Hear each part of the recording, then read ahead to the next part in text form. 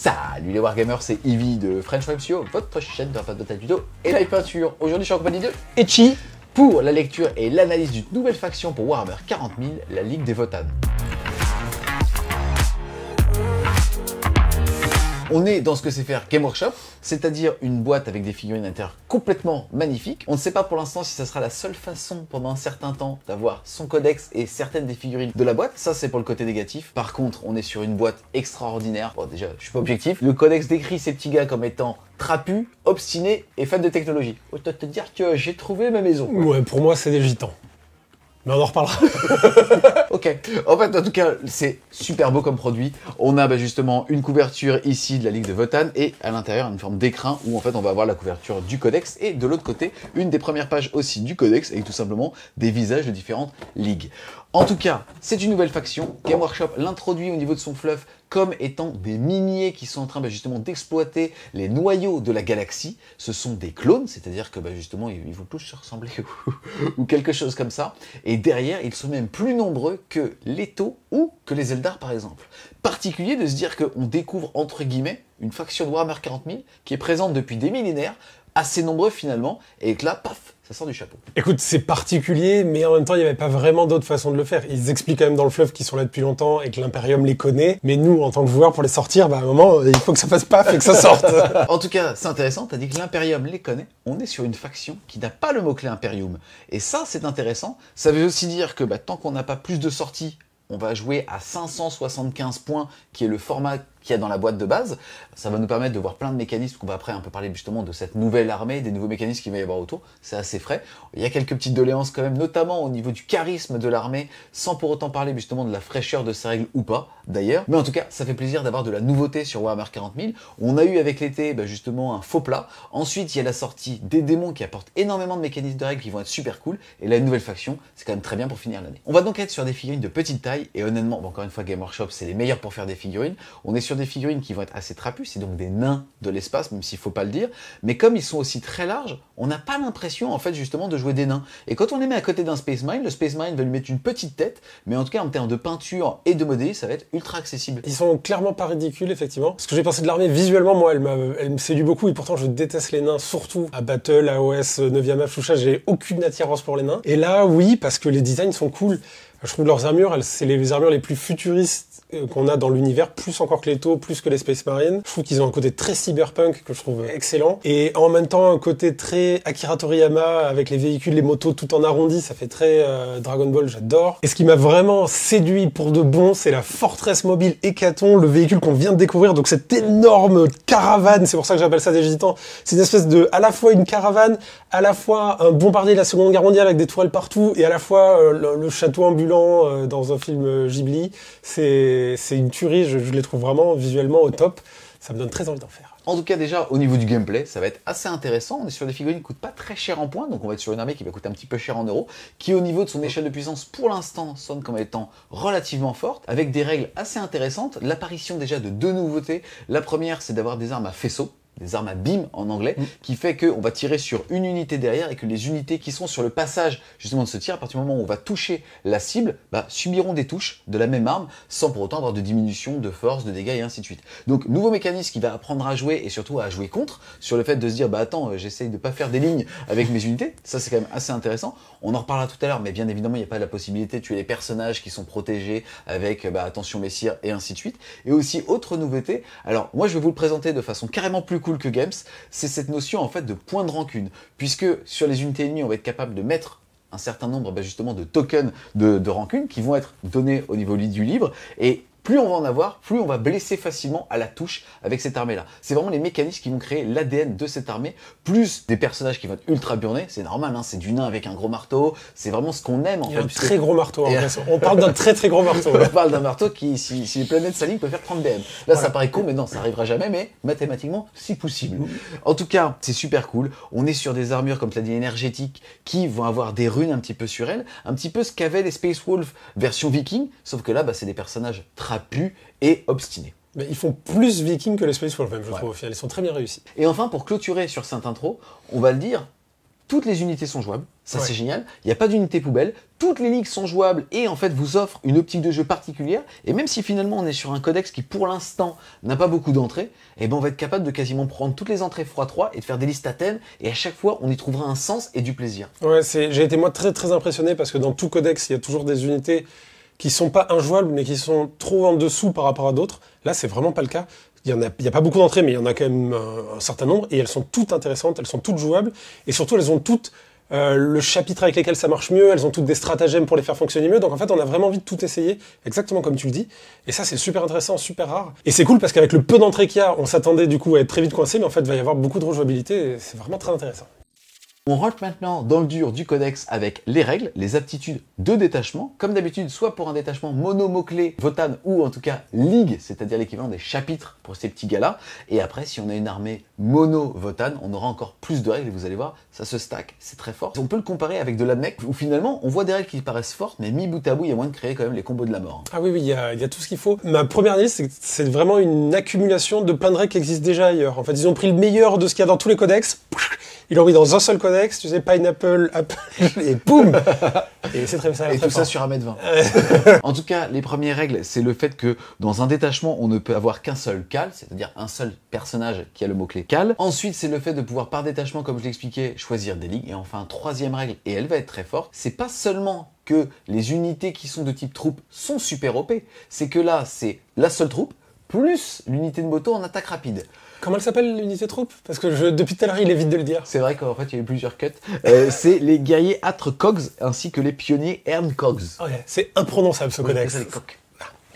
En tout cas, on va le voir, c'est super. Déjà parce que comme le codex Sista, en tout cas avant les novitiates, il n'y avait qu'une seule troupe. Là, c'est le cas. Mais à part pour choisir finalement des slots au niveau de son armée quand on veut faire des détachements, on va avoir du super OP dans le codex avec justement une armée de moto très mobile aussi. Ensuite, cette fois-ci, dans les aptitudes de fiche technique, c'est-à-dire qu'il faut que la fiche technique d'une unité ait ces aptitudes-là pour en bénéficier. On va découvrir un nouveau type d'armes, les armes à track air. Tout simplement, c'est un nouveau type d'arme. Je ne sais pas pourquoi ils l'ont créé. C'est tout simplement le fait d'avoir track 1, 2 ou 3. Et en fait, tout simplement le fait d'avoir 1, 2 ou 3 tirs. Ce ne sont ni des armes lourdes, ni des armes d'assaut, ni des armes à tir rapide. C'est tout simplement des armes qui vont faire que si on bouge normalement, on va tirer normalement et faire le nombre de tirs qui est indiqué. En vrai, je pense que c'est surtout pour les armes lourdes. Ils ont beaucoup d'armes qui seraient des armes lourdes dans les autres codex. Et ils voulaient pas donner autant de points négatifs à l'infanterie de devoir transporter autant d'armes lourdes et donc avoir des malus pour toucher. Donc ils ont inventé ce nouveau type d'arme. Je pense que c'est pour ça, pour éviter de tir rapide et armes lourdes en fait. Parce que l'assaut, c'est pareil, de toute façon, tu peux pas advance et tirer avec les armes. Yes. Ce qui va vraiment faire le sel de cette faction, ça va être la règle œil des ancêtres. Tout simplement le fait d'appliquer des jugements. C'est donc ces petits tokens. Quand une unité ennemie détruit une unité de Votann, on va être capable de lui mettre un pion de jugement. On va appeler ça des rancunes. Je trouve ça... Non, franchement, je trouve ça tellement plus cool d'appeler ça des rancunes qu'un jugement. Si tu veux. Merci. T'as senti que c'était important Bah, pour écoute, moi. moi, ça me dérange pas. C'est vachement important pour moi, s'il vous plaît. Si on pouvait appeler, en tout cas, quand on offrait le Shogun Café, ça des rancunes et pas des jugements, ça me ferait vachement plaisir. Parce qu'en ce moment, j'ai pas des semaines faciles. Regardez bien autour de vous, si Julien est là, avant d'en parler.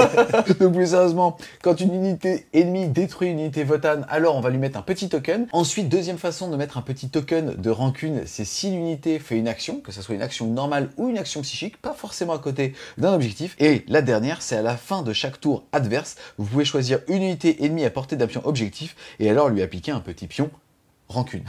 Ce qui va se passer, c'est qu'à chaque fois qu'une figurine Votann va taper ou tirer, parce que ça marche au corps à corps et au tir sur une unité, qui va y avoir un token, un jet de touche non modifié de 6 si elle a un token, de 5 si elle a 2 tokens, ou de 4 si elle a 3 tokens, va alors blesser automatiquement la cible. Dit comme ça, déjà ça sonne extrêmement fort. Et on va se rendre compte que finalement l'armée n'en a même pas spécialement besoin pour être fort, mais en tout cas c'est quand même un nouveau mécanisme de jeu. Oui, c'est ça qui est intéressant, c'est-à-dire que c'est un mécanisme de jeu qui est neuf, qui est très fort sur le papier. On l'a vu en Space Marine, il y a la Death Watch qui avait une capacité comme ça de pouvoir blesser automatiquement ou plus ou moins, et ça marche très bien, c'est très fort. Eux, ils l'ont 2 séries sur tout le monde, mais comme tu l'as dit, ce qui est marrant, c'est qu'il n'y en a pas besoin. Donc le codex, il est super fort, il fonctionne très bien, tu le termines, tu dis, putain, c'est fort, et puis tu dis, ah mais c'est vrai, il y a cette règle. Mais je pense que tu peux faire tes 3 premières games où tu vas, alors je sais pas tu si peux oublier, gagné, mais en tout cas tu vas quand même faire très mal, et à la fin tu vas dire, mais je blessais automatiquement.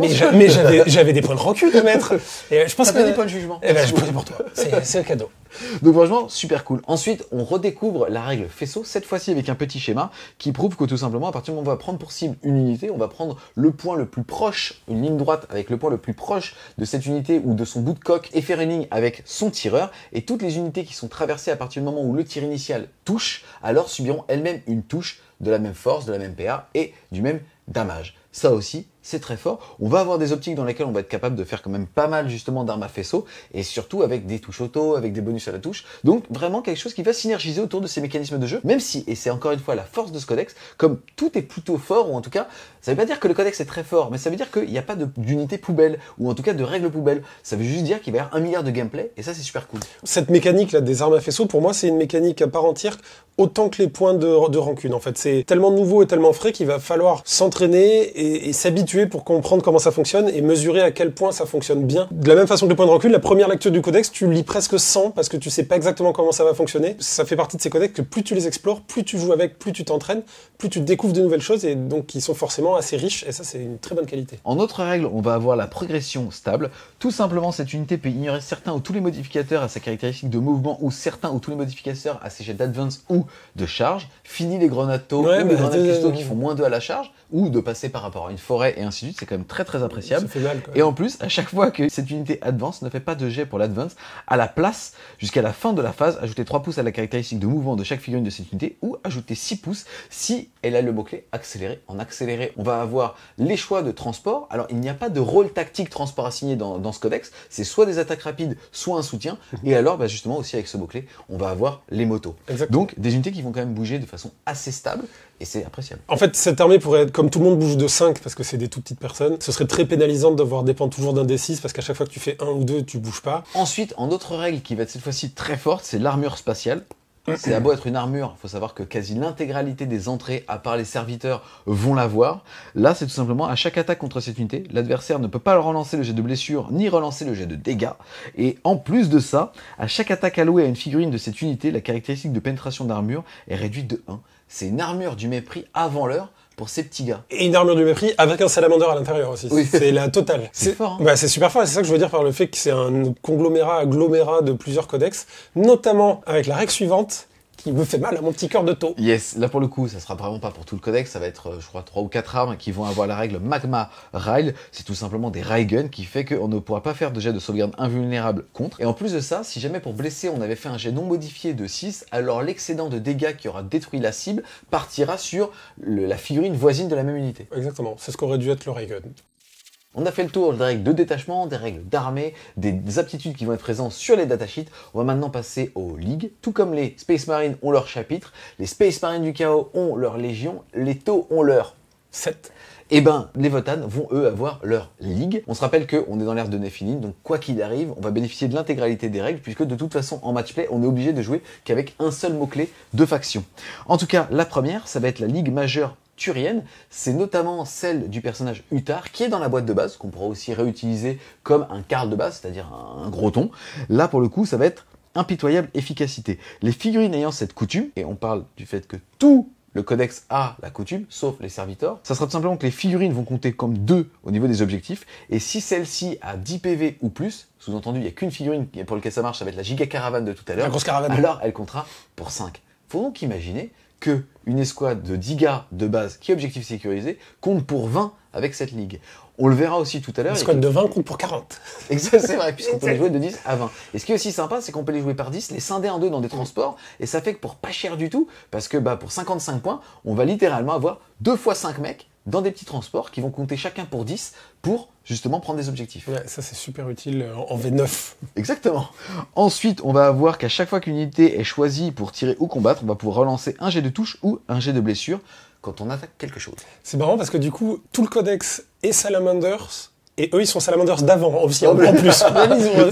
Ils ont droit à tout, eux. C'est vrai. Ensuite, on va avoir la règle jugement ancestral. On ne bénéficie de ce jugement que si son armée est full Votann. Comme de toute façon, ici, on ne peut pas s'allier à personne, même avec les Ikains. On n'est pas Imperium, c'est important. Donc pour le coup, on ne peut pas s'allier à quelqu'un. C'est à chaque attaque d'une figurine ayant cette coutume contre une cible ayant au moins un pion de rancune, l'unité ennemie est considérée comme ayant un point de rancune de plus. Sous-entendu, à partir du moment où là, on est censé blesser automatiquement sur du 6, ça sera sur du 5 tout le temps. ou au pire sur du 4. Le trait de seigneur de guerre, ça va être la sagesse pragmatique. Tant que ce seigneur de guerre est sur le champ de bataille, à chaque fois qu'on va dépenser un PC sur un 5+, il sera rendu. Ensuite, le stratagème, ça va être le regard critique, tout simplement. Utiliser stratagème quand une figurine cale ligue majeure de votre armée utilise son aptitude efficacité austère. C'est tout simplement une aptitude qu'il va faire en phase de commandement. Il va regarder l'unité du champ de bataille et il fait « Toi, t'as un petit pion rancune. » Toi, je t'aime pas. Et bah là, en plus de ça, il va ajouter un deuxième pion rancune. Faut donc imaginer, au début de la phase de commandement, avec ce personnage-là, vous allez faire « Toi, je ne t'aime pas, t'es dans mon livre des rancunes, t'as un token. Un PC, t'as un deuxième token. Et comme, et comme je joue la Ligue majeure de Turienne, je te déteste. Donc, en tout cas, on voit qu'il y a une synergie. C'est pas pété, mais c'est sympa et il y a quelque chose d'assez évident qui ressort de là. La vraie plus-value de ces ligues, c'est que vous allez voir qu'en termes de rejouabilité, déjà, l'armée, il y a pas beaucoup d'entrées et elle nous donne envie de faire des collections ou des listes d'armées de plein d'optiques différentes et que toutes les ligues sont bonnes. Clairement, si on aime le principe et la mécanique des rancunes, en tout cas, c'est celle-là qu'il faut jouer. Grave. Et enfin, la relique de la Ligue majeure de Turienne, c'est la cuirasse de Corvic, puisqu'une figurine Ligue majeure taurienne seulement, on va avoir une sauvegarde invulnérable à 4, et aussi diminuer la pénétration d'armure de 1 de ce qu'elle va suivre, et à savoir que ce bonus se cumule avec la règle native. Donc elle va ignorer la PA -1, -2, et la déprécier aussi de la même valeur. Ouais, ça tank. En général, c'est ce qu'on va dire quand on va avoir lancé les dés. Ensuite, on enchaîne avec la deuxième ligue. Là, vous allez voir, c'est une des moins bonnes et c'est une des seules qui va être un petit peu moins intéressant. Encore qu'il y a un trait de seigneur de guerre qui est très intéressant. Ça va être l'alliance des trans-hypériennes. La coutume de la ligue va être honorer les ancêtres. Si l'unité Voltane qui tape ou qui tire est en dessous de ses effectifs de départ, alors on va avoir +1 pour toucher. Bah c'est marrant, là, ils ont pris la règle des Crimson Fist. Deuxième partie de la règle, c'est qu'à chaque attaque d'une figurine ayant cette coutume, un jet de blessure non modifié de 6 améliorera la P1 de -1. Ensuite, le jugement est aussi très fort puisque à chaque attaque d'une figurine ayant cette coutume contre une cible qui a un pion rancune, alors on relancera les jets de 1 pour blesser. On commence à voir aussi les synergies qui se dessinent avec justement ces petites aptitudes. Le trait de seigneur de guerre, c'est tout simplement au début du premier round de bataille, on va pouvoir choisir 3 unités et les redéployer. Donc ça, c'est assez fort. Très fort. Le stratagème, ça va être le culte de la vénération qui coûte 1 PC. C'est tout simplement un insensible à la douleur à 5+, contre les blessures mortelles, à n'importe quelle phase. Et enfin, la relique, c'est les corves du As. C'est tout simplement le fait d'ajouter plus de points de vie aux serviteurs, que ce soit les serviteurs ingénieurs ou alors les serviteurs psy, et que tant qu'ils sont en vie, on va être capable d'abjurer plus facilement et aussi de dissiper un petit peu plus. Et sinon, cette maison, c'est comme tu as dit, c'est la moins intéressante, mais sans être mauvaise non plus. C'est ça qui est assez incroyable avec ce codex. Il y a forcément des choses à faire. Les unités qui tirent mieux quand elles sont pas en full effectif, on le rappelle, les troupes de base, on peut les monter jusqu'à 20. En plus, ils ont des médecins, ils peuvent en récupérer 3 mecs morts avec un petit stratagème. Donc en fait, tu te fais des gros packs de 20, tu te laisses un peu tirer dessus, tu grades un peu, tu en relèves quelques-uns pour remonter au maximum sans être à full effectif. Et là, tu canardes. La troisième ligue, ça va être l'hégémonie de Cronus. Clairement l'équivalent de Rose Sanglante pour les joueurs Sista. Et on va se voir, mais il y a des optiques clairement de corps à corps au niveau justement de ce codex. Les coutumes de la ligue, ça va être les prouesses martiales. À chaque fois qu'une unité ayant cette coutume combat, si elle a fait un mouvement de charge, a été chargée ou a fait une... Je m'intègre dedans. Avons fait une intervention héroïque, alors on va ajouter 1 à la caractéristique d'attaque. Et en plus de ça, on va avoir +1 en force. C'est bien parce qu'ils ont les deux doctrines Blood Angel, mais en même temps, ils n'ont pas besoin d'attendre le 3e tour. Ah c'est tout de suite. Tout de suite, ils ont pas +1 pour blesser, mais quand même, franchement, on va voir que ça va être... Plus en force, pareil. Ouais, c'est vraiment pas mal. Le jugement ancestral, c'est à chaque attaque de mêlée d'une figurine ayant cette coutume. Si jamais la cible a au moins 2 pions de rancune, alors on va avoir PA -1 supplémentaire. Ensuite, le trait de seigneur de guerre de la philosophie, c'est l'héros exemplaire. À chaque fois que le seigneur de guerre combat, s'il est à portée d'engagement d'un personnage ou d'un monstre, et alors il va avoir encore +1 attaque, ça sera donc +2 s'il a chargé, fait une intervention héroïque et ainsi de suite. Il va aussi pouvoir relancer tout le temps les jets de touche au corps à corps, qu'il est chargé ou pas. Et ainsi, il va pouvoir avoir +1 pour blesser s'il cible un personnage ou un monstre. Ensuite, le stratagème, ça va être l'attente sanglante pour un PC tout simplement à la phase de combat. Quand une unité de Cronus est choisie pour combattre jusqu'à la fin de la phase, à chaque attaque de mêlée d'une figurine d'unité, un touche non modifié de 6 touche une touche supplémentaire. Attention, on se rappelle que avec justement les rancunes, une touche non modifiée de 6 blesserait auto. Là, ça vous fait tout simplement une touche en plus qui va justement avoir à blesser et ainsi de suite. Et c'est important parce qu'on a déjà trouvé un combo où on va être capable de faire un gigaton, notamment justement en Cronus. Et bah là, ça fera. On a cru qu'il pouvait faire 72 Mortal Wound. En fait, non. Ça va. C'est que 36. C'est que à moitié un jeu de merde. Et enfin, la relique, la lame du juste, ça va remplacer une hache à plasma, ça va faire force +1, PA -4, damage flat 2, qui n'autorise pas les sauvegardes invulnérables. C'est pas mal, mais je suis pas sûr de sur qui on a envie de la mettre. On rappelle maintenant que les traits, c'est un PC, tout comme les reliques. Vous allez voir, il y a des très bonnes reliques, il y a des très bons traits. notamment celui-là, donc pas cette relique. Du coup, Cronus, la rose sanglante, tout ça, hyper intéressant en vrai. Le codex à première vue, en tout cas les entrées, se prêtent pas forcément à du full corps à corps, parce que c'est quand même une armée pas super rapide, évidemment, puisqu'ils bougent de 5, ils avancent de 8. Mais il y a des entrées vraiment faites pour le corps à corps, il y a des personnages qui meulent, qui mettent des patates de forain, et du coup, en Cronus, ça donne vachement envie. Il a le plus d'une attaque, plus en force, le trait de seigneur de guerre, il est ultra puissant. En fait, ce qu'il faut se rendre compte, c'est que au corps à corps, les unités qui sont faites pour ça vont avoir entre 2 et 3 attaques. Donc c'est littéralement un tiers ou un 16e de puissance brute. Dès qu'on a chargé, on se fait charger ou ainsi de suite. C'est super fort. Ouais, c'est super fort sur les berserk qu'on va voir, là, les Lopez en débardeur, qui ont des gros coups de poing et des haches incroyables. Franchement, eux, en hégémonie de Chronos, ça va être des monstres. On est donc à 3 ligues vues 2 qui semblaient très agréables à jouer ou même à affronter, parce qu'elles avaient l'air toutes cool. Là, on voit la 4e et elle est dans la même lignée. Ça va être les conglomérats d'Ymir, puisque on va avoir les maîtres des armures, ajouter 4 pouces à la portée de toutes les armes, hormis les reliques dont les figurines sont équipées. Et en plus de ça, si une figurine a une sauvegarde à 2, alors elle hérite automatiquement d'une sauvegarde invulnérable à 4, et toutes les autres ont une 5+. Donc déjà, ça veut dire que tout le codex va se retrouver avec une invulnérable à 5, voire à 4, véhicule compris. Ça commence déjà à être assez fort. Sachant que tu peux pas reroll pour blesser et que tu ignores déjà un point de PA et ça commence à faire beaucoup. Ah oui, ça commence à être sympathique. Le jugement ancestral, c'est tout simplement le fait que à chaque attaque de tir d'une figurine ayant cette coutume, si elle est à mi-portée de sa cible et qu'elle a au moins un ou plusieurs pions de rancune sur elle, alors on va améliorer sa PA de 1. Ensuite, le trait de seigneur de guerre, c'est tout simplement le fait que les caractéristiques de dégâts des armes dont le seigneur de guerre est équipé est amélioré de 1. Au niveau du corps à corps, on va clairement être sur du D3+4. Au niveau du tir, on est quand même pas loin. Ce qui est très intéressant, on a aussi la capacité d'avoir des seigneurs de guerre avec des armes à faisceau qui vont donc améliorer aussi les dégâts de la cible, puis de tout ce qui va être traversé. Oui. Il y a des petites surprises à faire, dégâts flat 3, il y a des trucs qui vont pas faire rire.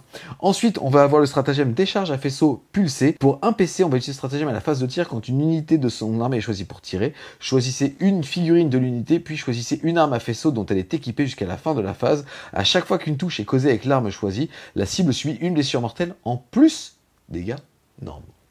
Ça, ils auraient dû appeler ce stratagème l'alignement des planètes. Grave. C'est quand t'as tout le monde qui est là, qui est parfaitement en ligne, toi tu trouves l'angle parfait avec ton faisceau laser. S'il y en a qui ont porté 30, on va le préciser. Tu tires sur le truc tout au fond et tu touches tout sur le lit, tu fais des mortels à tout le monde sur le chemin. Oh non, il faut crier strike à ce moment-là. Je pense qu'il faut dire quelque chose en tout cas. Il faut dire pardon à son adversaire. Et la relique, ça va être le dernier cimier de Jalouk. Là, ça va être figurine conglomérat avec l'amélioration cimier bouclier. Une fois par bataille, avant d'effectuer un jet de sauvegarde, on va déclarer un petit peu comme la relique d'Indomitus, c'est-à-dire le fait d'avoir une invulnérable à 3+, pour toute la durée de la phase. Et en parallèle de ça, toute la game, à chaque fois qu'on va perdre un PV suite à une blessure mortelle, d'avoir un insensible à 4+. Du coup, Ymir, moi je le trouve très très intéressant. C'est ton chouchou, pour l'instant, c'est mon chapitre chouchou. Enfin, j'ai une préférence pour ceux de corps à corps, mais ceux-là me paraissent plus jouables, en tout cas être ceux qui ont le plus d'options. On va le voir, ceux-là, ils sont parfaits pour jouer les Thermi Voltan, les mecs en grosse armure, les Einir Earthguard, on l'a vu, les noms, c'est imprononçable. Parce que du coup, ils sont en sauvegarde 2+ de base, donc pouf, hop, ils se récupèrent une 4+ invulnérable. Et surtout, ils ont des pistolets hyper forts qui font des blessures mortelles mais qui ont une portée que de 18, et ben là, plus 4 de portée, on passe à 22, c'est super cool. Franchement, très très bonne ligue. Yes. Ensuite, on va découvrir la ligue des législateurs d'Uranie sur terrain. On va avoir la règle survivaliste austère, ajouter la caractéristique d'endurance des figurines d'unité ayant cette coutume. Vous pouvez relancer les tests de morale ratés pour une unité ayant cette coutume. Et le jugement ancestral, c'est à chaque attaque d'une figurine ayant cette coutume, contre une cible qui a 0 pion de jugement, l'unité ennemie est considérée comme ayant 1 pion de jugement pour déterminer les bonus. Excusez-moi, vous avez vu, la règle de base, c'est +1 en endurance. Il y a déjà beaucoup d'endurance 5. Et ça marche sur les véhicules. C'est sur tout le monde. Donc en fait, c'est énorme. Ça veut dire que les gars de base vont passer d'endurance 4 à endurance 5. Les personnages spéciaux ou un petit peu plus justement trapus, comme des élites, vont passer endurance de 5 à 6. Les véhicules, même de merde, vont passer endurance 7 à 8. Voilà. Et le gros véhicule qui est endurance 8 passe endurance 9 comme un démon majeur de Nurgle. Ouais, le gros camping-car en endurance 9. Je la trouve bizarre, en fait, cette ligue. facilement fort. Oui. C'est moins fun, je trouve, et moins frais que celle qu'on a vue avant, que ce soit la portée des armes pour faire des faisceaux, ou alors le corps à corps parce qu'on a envie de tester des choses. Une ligne qui est complètement game changer. Celle-là, c'est probablement la plus permissive et la plus débutant-friendly. Et c'est celle qui va vraiment vous permettre de découvrir le codex sans trop se prendre la tête parce que tout fonctionne, c'est fort. Il n'y a pas besoin de faire de gros combos. Votre adversaire, alors que si vous voulez le faire juste pour découvrir les mécanismes de jeu, prenez la première et vous aurez un pion de plus de rancune. C'est vrai. Je me permets aussi de passer sur le fait. Comment t'as dit que ça s'appelait ? Uranie Surtre. Ok, je me permets de dire c'est Surtur, parce que c'est un des 9 mondes de la mythologie scandinave. Donc en fait, ils ont fait des jeux de mots. Et voilà. T'es pas qu'un physique en fait. Et tu sais que peut-être que je me trompe en plus, et que je vais avoir la honte après. Et ça, c'est risqué. Et En ça, tout c'est cas, beau. ça y est dans le jeu God of War, ça c'est sûr. D'accord. Au niveau du trait de seigneur de guerre de cette ligue, c'est à chaque fois que le seigneur de guerre est censé perdre un PV sur un 5+, il ne le perdra pas. Donc c'est quand même pas mal. Le stratagème, ça va être ne gâchez pas votre dernier souffle. En gros, tout simplement, ça coûte un PC. On va l'utiliser à la phase de combat quand une figurine personnage de son armée qui n'a pas encore été choisi pour combattre meurt. Il va pouvoir taper avant de mourir. Et enfin, sa relique, c'est le manteau durable, puisque cette cible ne sera éligible pour qu'on lui tire dessus que si c'est la figurine ennemie la plus proche, même si elle n'est pas écrantée donc par d'autres figurines grâce à l'attention messieurs. Clairement, c'est clairement la ligue du tank, hein, celle-là. T'as rien d'autre à dire? Ah bah, il n'y a pas grand-chose d'autre à dire. Il n'y a pas beaucoup de subtilité. Hein. Eux, ils tankent, tu les mets sur la table et ils bougent pas. et tu fais jamais pouf mallette avec cela. C'est toujours, ah, ça tank. Une fois qu'on a vu toutes les ligues existantes, on va aussi avoir la capacité, comme dans beaucoup de codex, de pouvoir fabriquer la sienne. Vous allez voir que, clairement, là, il y aura des débats, puisqu'on va être capable de choisir 3 traits au sein, justement, des ligues custom. Vous pouvez le découvrir sur ces doubles pages, avec un trait qui sera de type jugement ancestral et 2 traits dits mineurs. Mais en tout cas, il y a aujourd'hui, du choix. au niveau des Eldar, par exemple, on ne joue, si on veut être fort, ou en tout cas optimisé dans un certain style, que un vaisseau monde custom. Là, au niveau des ligues, bah pareil, il y a vraiment de quoi faire. Clairement, il y a beaucoup de choses à explorer et on va pouvoir faire sa propre ligue, une ligue de gentlemen extraordinaires peut-être. On passe maintenant au stratagème, les amis. On commence tout simplement par la réponse accélérée pour un PC à partir du moment où on est accéléré. C'est un mot-clé qu'on va avoir justement sur les datasheets. Et pour avancer, on sera tout simplement capable d'ajouter 12 pouces à sa valeur de mouvement. Avec ce mot-clé, on va retrouver l'unité de moto qui est aussi super OP, hein, donc très très fort, qui est jouable de 3 à 6. Et en général, on les jouera soit à 3 en version low cost, soit à 5. On rappelle que dans la bonne ligue, ils pourront donc aussi compter pour 10. Après, il faut qu'ils touchent tous l'objectif, donc c'est un petit peu plus difficile. Ils vont devoir faire une espèce de rond de motard comme ça, Ouais. mais c'est quand même possible. Et que les autres véhicules, c'est-à-dire le transport d'attaque rapide, va bouger de 12 à 24. Et le gros, la forteresse dont tu parlais tout à l'heure, qui Le est potentiellement, exactement, le camping-car. Oui, parce que dans ma tête, j'ai commencé à me dire, est-ce que c'est un camping-car ou est-ce que c'est une caravane? C'est un camping-car. C'est plutôt un camping-car. Bien sûr. Et tu savais que les gens qui ont des camping-cars ne disent pas bonjour à ceux qui sont en caravane? Ah ouais? Ça m'étonne pas. Chez les Lopez, on a bien vu qu'ils s'aimaient pas trop. Tout ça. En tout cas, là, on le voit, même la caravane va être capable de bouger de 10 à 22 pouces. C'est raisonnable pour un truc comme ça qui doit peser 200 tonnes. Alors, franchement, pour belle un caravane. PC, super cool. On a l'impression que ça bouge pas trop parce que justement ce sont des nains, les motos ont le mot-clé vol, les autres trop non. Mais en tout cas, quand on est capable de faire 24 pouces par tour, ça va vite. Hein. Tu la veux de quelle couleur ta caravane?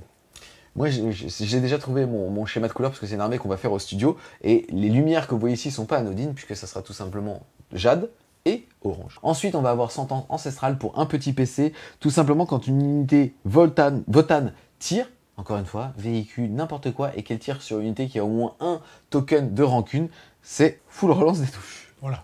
Ce cadeau. C'est C'est pas fort. mal. Moi, et ça marche au tir et au corps à corps. Et je trouve ça pas mal sur un certain gros monsieur avec un certain gros marteau dont on va parler plus tard. Ah mais en fait c'est pas mal sur tout le monde, hein. C'est pas mal sur les armes à faisceau parce que le jet de relance des touches ça va aussi fiabiliser justement toutes les figurines qui sont traversées par celui-ci. Est-ce qu'il y a besoin de dire qu'une full relance des touches pour un PC si on a un token rancune qu'on a mis au préalable à la phase de commandement c'est fort? Non. D'accord. Donc on va enchaîner mais en tout cas c'est fort. Ensuite on va avoir la séquence de tir nucléoclaste. Il vaut un PC, il est rigolo mais je pense pas qu'on l'utilisera souvent celui-là. On va l'utiliser à sa phase de tir après qu'une unité ennemie a été touchée par une attaque à faisceau. Et en gros pour tous les autres tirs à faisceau qui seront faits sur cette même unité, on jettera un dé et sur un 4+, ça sera une blessure mortelle. Et là, on sait pas trop pourquoi, c'est capé à 6 blessures mortelles par phase, sauf qu'en fait, vous le verrez, il n'y a pas beaucoup d'armes à faisceau, ou en tout cas, c'est des armes qui vont être faisceau 1, ou en tout cas, ça va être seulement un seul tir. Donc imaginez quand même que pour faire 6 mortels pour le caper, il va falloir faire 12 touches de faisceau. Bah, c'est ça. Disons que si les mortels n'arrivent que sur un 4+, à ce moment-là, faut pas le caper. Et si tu le capes, à ce moment-là, c'est juste ça touche, ça fait une mortelle. Mais bon, ouais, du coup, je pense qu'on le verra pas beaucoup, ce sera. Yes. Ensuite, on va avoir l'infusion de Cyberteams pour un petit PC. Ça va être utilisé sur les Berserk Votan, puisque tout simplement, ils vont être en full relance des touches. Bah écoute, c'est super fort. En plus, c'est vraiment l'unité emblématique du codex. C'est les gitans débardeurs. Et là, ça les rend hyper fiables. Et on va le voir, ils ont déjà des profils hyper forts. Je pense que dès qu'ils arrivent au corps à corps, hop, un PC, il est automatique. Mais encore plus que, de toute façon, ils ont une règle qui fait que si jamais ils n'ont pas encore tapé quand ils meurent, ils vont taper. Donc là, quoi qu'il arrive, je pense que ton PC, il sera rentable. Ensuite, on va avoir un stratagème excessivement fort, qui est la marque du Track Air. Pour un PC, on va utiliser le stratagème à sa phase de tir avant d'effectuer un jet de touche pour une attaque d'une figurine Votann de votre armée. Si l'unité a un pion jugement ou plus, alors ne faites pas de jet de touche, la cible touche automatiquement. C'est très fort. Point. À la ligne. Mais par contre, du coup, tu bénéficies pas des points de rancune. Faut le choisir, c'est l'un ou l'autre. C'est vrai. Après, c'est pas une unité, mais bien une figurine. Donc on imagine qu'on va l'utiliser sur des figurines qui vont avoir beaucoup de tirs, comme les petits véhicules. Ou la grosse caravane. Ou les gros véhicules, voilà. Et ça va être très fort. Ensuite, on va avoir lien de cognation qui vaut 2 PC. On va utiliser le stratagème au début de la phase de combat. On va choisir une unité ennemie qui sera à portée d'engagement de 2 unités base Votann. Ça tombe bien. Tout le codex, hormis les véhicules, est base. Même les motos qui sont sur PROP. Pour rappel. Et là, on va être capable de pouvoir relancer les jets de blessure pour toutes les unités qui sont à portée d'engagement de cette unité ennemie. Non, c'est clair, c'est super fort. Ça va à nouveau très bien avec les berserkers en Marcel. Et ça va très bien avec la ligue de corps à corps. Ouais, non, il y a beaucoup de fiabilité et de punch au corps à corps dans ce codex, c'est certain. Yes, je rappelle, les motos sont base. Donc en fait, clairement, vous envoyez votre unité coup de poing, ça peut être quasiment n'importe quelle unité d'infanterie de corps à corps, et derrière, vous faites une charge en coin avec les motos, qui elles vont bouger de 12 et ainsi de suite, qui vont avoir un mouvement pré-game, qui va être capable d'aller se placer avant, justement, dépendamment de votre plan de jeu, où est-ce que vous voulez aller au tour 2 et tour 3, et derrière, vous êtes sûr, pour 2 PC, d'être en full endurance des blessures. Après, les motos, elles ont beau être sur des manèges, c'est quand même les seules qui mettent pas des patates de forain. Ah non, et je rentre dans l'ambiance. Ensuite, on va avoir la puissance des Enris qui vaut 1 PC. On va utiliser ce stratagème à la phase de tir quand une unité Enrir de votre armée est choisie pour tirer, ou à la phase de combat quand on va être choisi pour taper. Alors, tout simplement, jusqu'à la fin de la phase, à chaque fois qu'une figurine de l'unité effectue une attaque, ajoutez 1 au jet de touche de l'attaque. Donc l'unité d'Enrir, c'est les Hearthguard, c'est ce dont on a parlé, c'est les gros Terminator nains qui sont donc très bien avec la ligue, qui donne plus de portée et qui les rend plus solides. C'est un stratagème qui est forcément très bien, hein, parce que ça fiabilise et le corps à corps et le tir. Après, on va le voir, ça synergise pas forcément parfaitement bien avec les pistolets qu'ils ont, mais c'est toujours bon à prendre, surtout que ça coûte qu'un PC. Puisqu'en fait, les pistolets font des mortels sur du 6 non modifié. Là, touché à 2+, c'est pas le truc le plus intéressant. Mais en fait, faut voir que cette unité, c'est un petit peu les anciens agresseurs. C'est-à-dire que si jamais tu restes à portée de tir, je vais te défoncer. Si tu viens au corps à corps ou si tu essaies de me cliquer, je vais te défoncer parce que j'ai des gantelets. Là, même si jamais stat, le fait que tu décides de me cliquer avec un rhino, je suis pas sûr de te sortir, je mets plus dans la touche, c'est sûr, je te viole. C'est sûr. Et là, encore une fois, grosse latitude de jeu pour un PC, c'est plutôt pas mal. Ensuite, on va voir la rafale optimisée pour un PC. Utilisez stratagème à votre phase de tir quand une unité Votann de votre armée est choisie pour tirer jusqu'à la fin de la phase. Chaque fois qu'une figurine de l'unité effectue une attaque avec une arme à bolt, sur un jet de touche non modifié de 6, une touche supplémentaire est causée. Si l'unité cible contient plus de 11 figurines, alors ça sera 2 touches pour chaque 6. Ouais, on en parle du fait qu'on peut prendre une unité de 20 mecs qui fait donc 40 tirs, et sur chaque 6, ça peut faire 2 touches de plus. C'est pas belle. Bah en gros, c'est que vous vous assurez 40 touches. Ouais. Ensuite, on va avoir fusillade à bout portant. Il est extraordinaire celui-là. Il vaut 2 PC et tout simplement, on va pouvoir, avec une unité infanterie ou motarde, tirer dans le corps à corps avec ses armes à bolt, même ceux qui ne sont pas pistolets. Ce sera un Imperial Fist, hein, on le rappelle. Quand même, ils existent encore. C'est fort. Parce qu'on va avoir des gros volumes de tir, on va avoir des armes à faisceau. Alors là, il dit que pour le coup, on va pouvoir tirer que sur une unité qui est dans le corps à corps, parce que sinon ça veut dire que derrière, je tire sur le mec là-bas, je traverse tous les mecs qui sont au corps à corps. Avec les armes à faisceau.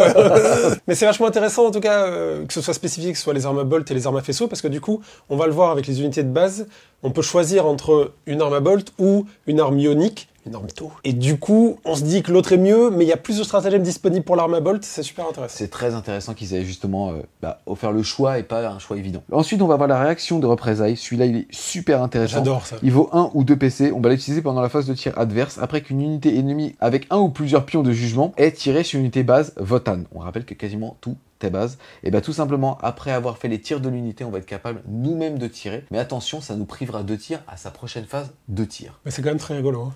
Ah oui, oui. Parce qu'il y a quand même plein de mécaniques de jeu où tu as besoin de tirer avec quelque chose d'autre pour déclencher des bonus sur autre chose. Par exemple, en taux, si tu veux faire une blessure pour ensuite avoir plus pour blesser, si tu le fais avec une petite unité, tu veux faire une petite blessure, en retour tu prends une volée dans la gueule et c'est fini. Ouais. J'adore. Il est précisé qu'on ne peut tirer que sur l'unité qui a tiré elle-même. Mais encore une fois, on va être capable de faire des Death Stars de 20 figurines, des packs de 10 Terminators qui vont balancer un volume de tir de ouf. En tout cas, c'est très fort. Ensuite, on va avoir la barrière âpre forge qui vaut 2 PC. On va utiliser ce stratagème à la phase de commandement. On va choisir une unité à 9 pouces ou moins d'unité Grimnir. C'est tout simplement le sorcier. Et l'unité et les figurines qu'elle contient cessent d'être affectées par tout pouvoir psychique manifesté par une unité ennemie et surtout deviennent immunisées au pouvoir. Et là, on se dit, mais complètement, what the fuck. Tu nous parleras tout à l'heure d'un combo qui va nous permettre justement de téléporter l'unité, même tour 1, d'un point A à un point B, et de la buffer en amont, ou alors tout simplement de buffer une caravane qui pourrait, on l'a vu tout à l'heure, endurance 9, qui fait que un Thousand Sun se dirait, je m'en fous, je te gère à la mortelle. Et non, mon con. Bah ouais, et Et typiquement... en plus, j'écrante. Non, mais c'est super fort parce que typiquement, les unités qu'on va projeter, c'est celles qui sont les plus menacées. C'est celles souvent qui sont censées être les plus solides et qui, du coup, sont très sensibles au pouvoir psy qui vont enlever ça. Par exemple, une unité invulnérable à qui on va enlever l'invulnérable via un sort, ou un Doom Eldar, ou n'importe quoi. En général, les unités les plus exposées vont prendre le plus cher. Ça les protège tellement, c'est extraordinaire. Ensuite, on va avoir le mode Bastion pour un PC. Ça va être sur la forteresse mobile Hécaton, c'est-à-dire la grosse forteresse qu'on vous... Le camping-car. Le camping-car. Tout simplement, en fait, on ne regardera pas son profil dégressif, on considérera par rapport à ses caractéristiques qu'il est full point de vie. Ensuite, on va avoir le stratagème chirurgie de combat pour un PC. Tout simplement, à la phase de commandement, un médic Votan va être capable de relever des 3 figurines sur une unité. Tu as commencé à nous en parler tout à l'heure quand on parlait justement des packs de gars de base. Ouais, alors heureusement, le médic, il est que dans les gars de base. Il est pas dans les Lopez en Marcel et il est pas dans les Terminator. Donc c'est bon, pas de panique, c'est juste pour relever 3 petits nains de base, ça va. Ensuite, on va voir la rancune personnelle. Là, j'utilise le mot rancune. Eh ben oui. Même. Là, je me projette. Là, je suis un repas de famille. Tu vois ce que je veux dire ou pas? Là, c'est Hanouka ou c'est Noël. Tu vois ouais. Là, on discute. Utilisez ce stratagème à votre phase de commandement. Choisissez une unité personnage de votre armée et une unité ennemie sur le champ de bataille jusqu'à la fin de la bataille. À chaque fois qu'une figurine de l'unité personnage effectue une attaque contre l'unité choisie, on considère alors qu'il a 3 pions rancune au regard des bonus qui s'appliquent. C'est rigolo, c'est stylé, il faut faire ça au moment où tu le fais. Et voilà. Mais après, c'est rigolo. Il est stylé, mais pas très fort. C'est rigolo sans stylé. Encore une fois, je sais pas, t'as un rideau qui te fait chier sur un objectif, ou tu sais, c'est la fin de game, t'as pas pété un raider ou un truc comme ça. Là, toi, t'es avec ton marteau, tu fais, ah ouais, tu sais quoi, je te blesse auto sur du 4+. Ensuite, on va passer au niveau des stratagèmes rouges. 2 qu'on a l'habitude de voir, qui vont nous permettre tout simplement d'avoir soit plus de personnages avec des reliques ou alors plus de personnages avec des traits de seigneur de guerre. Un qui est très intéressant, c'est la Leg des Votan, qui va nous permettre pour un PC, comme d'habitude, de pouvoir donner une relique ancestrale à un sergent d'unité qui serait alors considéré comme un personnage. Alors, c'est très intéressant, on peut pas faire toutes les reliques, c'est pas n'importe lesquelles, c'est une sélection qui est intéressante, et donc il y en a un qui est très fort, c'est une relique de téléportation, et on la lira quand on passera sur les reliques, on vous rappellera que c'est celle-là qu'on peut mettre sur un sergent, c'est comme ça. Yes. Ensuite, on va voir la loyauté familiale pour un PC, tout simplement pour les unités de type infanterie ou motard, de pouvoir faire des interventions héroïques comme des personnages. Bah, c'est fort tout le temps. Ouais, hein. Toute l'armée qui peut faire des interventions héroïques. Ça rigole pas du tout. Clairement, ça rigole pas du tout. Ensuite, on va avoir allumé les, tout simplement pour un PC, on va l'utiliser à la phase de tir après qu'une unité projecteur Votan de votre armée a résolu ses attaques. On va choisir une unité ennemie qui a été touchée par une ou plusieurs attaques de tir de ce type. Et alors, on va tout simplement lui mettre un petit pion rancune. C'est un petit moyen pour un PC de rajouter des pions rancune, mais celui-là il est un peu complexe. Ensuite, on va avoir la chance offre, le besoin garde et la labeur gagne. Pour un PC, on va utiliser ce stratagème à la fin de sa phase de mouvement. On va choisir une unité infanterie base Votan qui est à portée d'un pion objectif et celle-ci alors sera immunisée au moral et alors l'unité elle sera indélogeable. Sous-entendu, elle réussira automatiquement les tests de morale. Elle aura un insensible à la douleur à 6 et les mécanismes de jeu, hormis le fait de choisir soi-même de tirer ou de taper, feront que de toute façon l'action ne peut pas être arrêtée. C'est sympa comme mécanisme. Ouais, c'est très fort parce qu'on le sait maintenant, il y a des pouvoirs psy qui peuvent terminer une action, enfin faire échouer une action, ben là non. Le seul truc qui est dommage, c'est qu'on le verra tout à l'heure au niveau des objectifs secondaires. Il y en a un où les actions, et c'est le plus fort, se terminent à la fin de son tour, donc on l'utilisera pas. Et l'autre, on l'utilisera pas tout simplement parce que les actions sont pas très rentables. Ensuite, un petit stratagème pour les unités motards, qui je le rappelle, sont super OP, même si elles sont attaque rapide. Alors pour un PC, tout simplement, on aura -1 pour la toucher, c'est un réflexe éclair Eldar. Et si jamais l'unité avait Advance, en plus de ça, on ne pourra pas relancer pour toucher. On rappelle que nativement, ces petits gars, ils empêchent de relancer pour blesser. Hein. C'est super fort. C'est même abusé. En White Scar, il faut avoir Advance pour avoir -1 pour toucher. Là, non, juste on se promène, on a -1 pour toucher. Ensuite, on va avoir un stratagème qui est nouvelle Nemesis. Ça va coûter un PC. Si jamais le seigneur de guerre est détruit par une unité, alors cette unité n'aura pas 1, mais 2 tokens de rancune. Et si jamais c'est un Grimnir, c'est-à-dire que si jamais c'est un druide, sorcier, alors ça sera pas 2, mais 3. Un druide ? Un druide. Ensuite, on va avoir coutonnement des pionniers pour un PC. Utilisez ce stratagème au début de votre phase de mouvement. Choisissez unité pionnier Hancock de votre armée qui est à plus de 6 pouces de toute figurine ennemie et à 6 pouces d'un ou plusieurs bords de champ de bataille. Si la mission l'autorise, alors on va tout simplement pouvoir remplacer l'unité en réserve et elle réarrivera à sa prochaine phase de mouvement. C'est un stratagème qui est intéressant, mais on le rappelle, il y a aussi un stratagème qui permet de faire une advance à 12, plus leur mouvement 12, ça fait 24. Donc, quel est le plus judicieux? Évidemment, ça va dépendre du moment, mais se téléporter un tour plus tard ou faire de toute façon traverser la table tout de suite. À voir, encore une fois, c'est le fait par exemple de pouvoir, quand on joue sur un objet de guerre, c'est-à-dire sur la largeur de la table, se dire qu'au pire je mets 2 unités là, s'il y en a une qui dépop, au pire celle-là elle la remplacera, elle popera là, ou l'inverse. Tu vois ce que je veux dire? Tu vas pouvoir faire plein de trucs assez stylés avec tes mains déjà, en l'expliquant à ton adversaire. Et ça, je pense que c'est... Et s'il comprend pas, t'as gagné la guerre psychologique. Ensuite, on enchaîne avec retraite en bon ordre, tout simplement pour impécer le fait qu'une unité base Votann qui voudrait désengager pourrait quand même tirer sans aucun malus. Ensuite, on va avoir la déflagration percutante pour impécer les unités Votann avec le mot-clé percussion, c'est notamment les motos. Si jamais elles décident de tirer sur une unité ennemie à 6 pouces ou moins, ça tombe bien, elle bouge quand même de 12 et ainsi de suite. Alors, on va dire que cette unité ne pourra ni tirer en alerte ni préparer sa défense, et surtout que si cette figurine est choisie pour attaquer, alors elle aura -1 pour toucher. Écoute, c'est pas mal, parce que de toute façon, les motos, on sait, on va les projeter dans le visage de son adversaire. Ça fout un peu le bordel, ça peut permettre de cibler une unité ennemie assez forte et direct lui mettre -1 pour toucher. En vrai, c'est cool. Yes. Ensuite, on va avoir la tempête ionique qui va entre 1 et 2 PC. Ça va tout simplement dépendre de la taille de l'unité.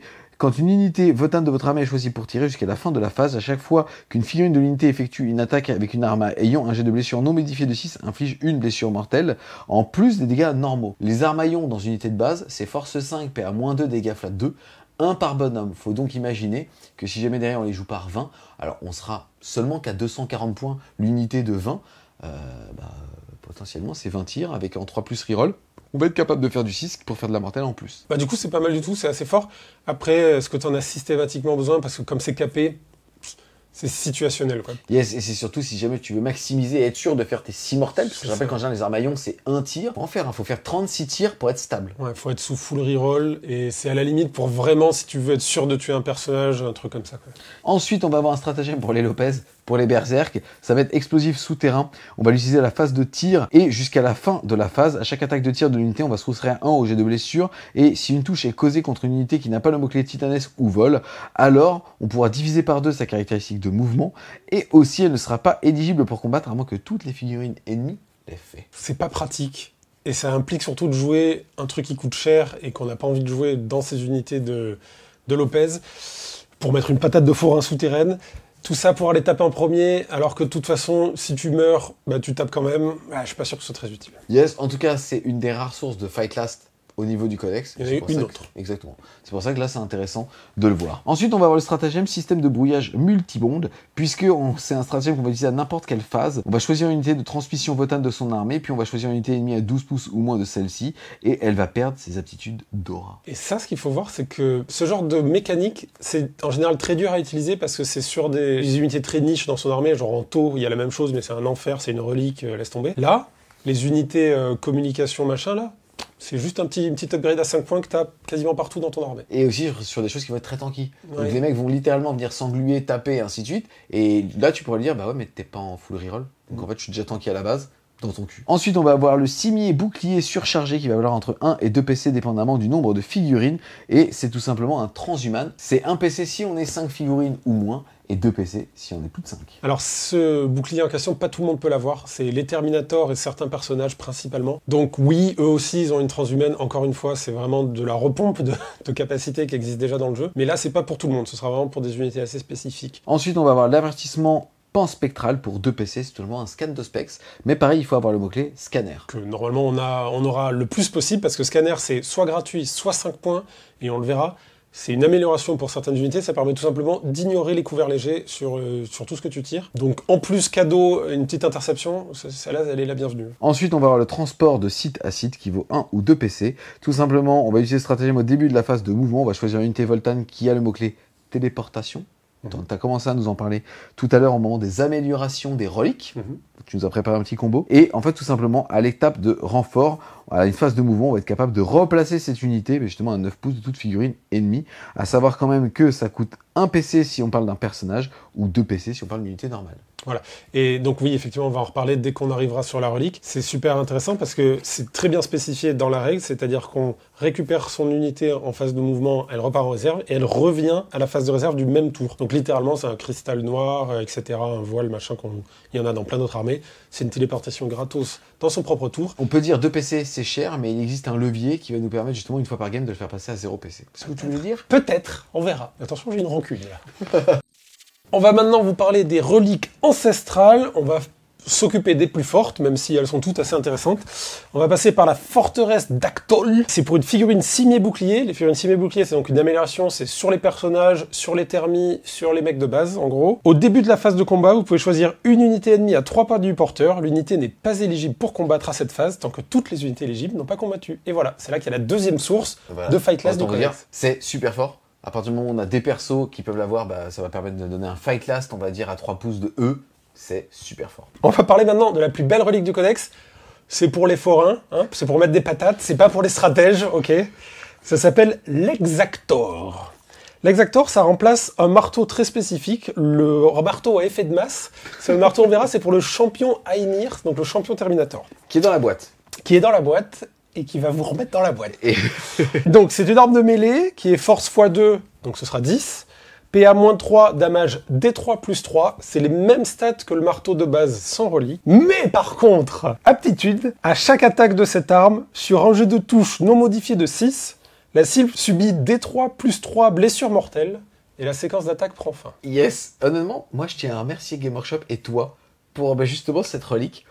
Puisque je trouve qu'il y a quelque chose qu'on ressent de moins en moins dans Warhammer 40 000, c'est la jouissance quand tu sais que tu réussis ta charge et tu fais « Zig, je te cite, oh putain, je vais te... » Tu bouges ta fille, t'invoques Zig et tu dis « Je te laisse. » En fait, non, plus sérieusement, je trouve que tu sais, aujourd'hui dans Warhammer, il y a quelque chose qui est un petit peu aseptisé avec les rerolls et ainsi de suite.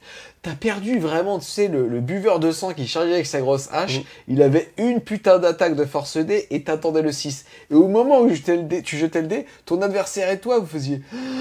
Ouais, bah là, ça va le faire. Et en fait, ce qui est rigolo, c'est que en off, on a dîné ensemble avant cette review et ainsi de suite, et à chaque fois, tous les deux, sans se le dire, on prenait entre 4 et 6 dés dans la main, et on faisait des simulations comme ça en disant « Ah, j'ai fait 2-6, ah, j'ai fait ça ». Et en fait, on kiffait, et en fait, ça va de nouveau être la jouissance d'arriver avec un bonhomme qui vaut entre 90 et 100 points, et qui, on va être capable de le booster complètement. Pour un PC, on va lui donner un trait qui va faire full relance, donc le gars, il va faire 4 attaques, 5 s'il a chargé, s'il est dans la bonne ligue, 6 d'ailleurs s'il a chargé un personnage ou un monstre, et là on va acheter les 6 dés full reroll. Et là on va tous se pencher sur la table. Et avec ton adversaire, vous allez... Tu sais, il faut vraiment imaginer, en fait, admettons, vous êtes le dé, et là vous voyez le... Il y a un 6 là. 6 dés full reroll pour toucher, il y a un monde... Il y a un monde où t'en fais 2. Ah, toi t'en veux 6. Ah, moi il y a un monde où tu fais 36 blessures mortelles. 36 blessures mortelles, comme ça. Moi je propose qu'on appelle cette relique la relique de Zig. Et je suis d'accord. Eh ben écoute, voilà. C'est pour toi Zig, c'est ta relique. Ça sera le marteau Zig. Le marteau Zig. Voilà. Donc non, honnêtement, super relique. Bien évidemment, quand on a que 4 attaques avec le champion Terminator, c'est pas ultra opti, faut mieux l'améliorer justement dans la bonne ligue. Mais finalement, en fait, quand le mec d'en face sait que au pire pour un PC, si jamais il y a une rancune en face, on va être en reroll des touches, il est jamais tranquille. Hein. Ah parce qu'en fait, le marteau, pour rappel, il fait dégâts D3 plus 3. Donc en fait, si vous faites 2-6, vous êtes à 6 dégâts plus 2 D3. Donc en moyenne 10. Donc le mec, il vient vous loquer avec un rhino, tu mets 2-6, il n'y a plus de rhino. Hein. C'est ça. Et donc c'est génial. Et il y a les autres attaques. Il y a les autres attaques qui peuvent toucher, blesser, faire leur dommage aussi. Il touche à 2 le gars. Donc en fait, oui, si c'était pas D1, si c'était pas D6, derrière, ça va quand même blesser en 3+. Et faire des trous. C'est la dissuasion nucléaire, en fait. C'est ça, c'est exactement ça. Toi, tu veux quand même... T'as un marteau nucléaire sur la table, là, t'es là. T'as ton marteau Zig, franchement, non mais, vraiment, moi, vraiment, en plus, on se l'est dit, j'ai remercié Games dans ma tête de se dire, putain, ça, c'est une relique qui va te faire jouir, je vais dire qui va te faire jouir, mais qui va te faire kiffer ton bonhomme, tu vois ce que je veux dire? Absolument. 90 points, tu vas charger, je vais te dire, toi, mon pote. Il va y avoir des larmes sur la table aussi. Mais certainement de toi. Parce qu'il va retourner des games, ce marteau. Oui, c'est possible, mais il est pas, en fait, il est pas con, je trouve. Il est juste fun, mais il casse pas le jeu. Il casse pas le jeu parce qu'il c'est pas automatique. Faut lancer les dés, faut y aller, faut impacter au corps à corps, faut pas mourir avant. Il y a plein de choses à faire, on est d'accord. Après, il one-shot Magnus comme ça. Hein. Donc, oui, si tu fais beaucoup de 6. Ouais, 3. Bon, ça va être dur de faire mieux que ça. Du coup, j'arrête. Non, après, il y a une relique assez rigolote, une autre relique de corps à corps, qui est beaucoup moins violente, mais qui est assez intéressante. Ça s'appelle le premier couteau. C'est le tout premier. Le premier couteau. Et c'est pour soit les cales, donc les capitaines, soit les Grimnir, les psycheurs. Et en gros, c'est une attaque de plus que t'as. Et quand tu la fais, si tu touches, ça fait des 3 mortels. Voilà. Ok. C'est moins bien.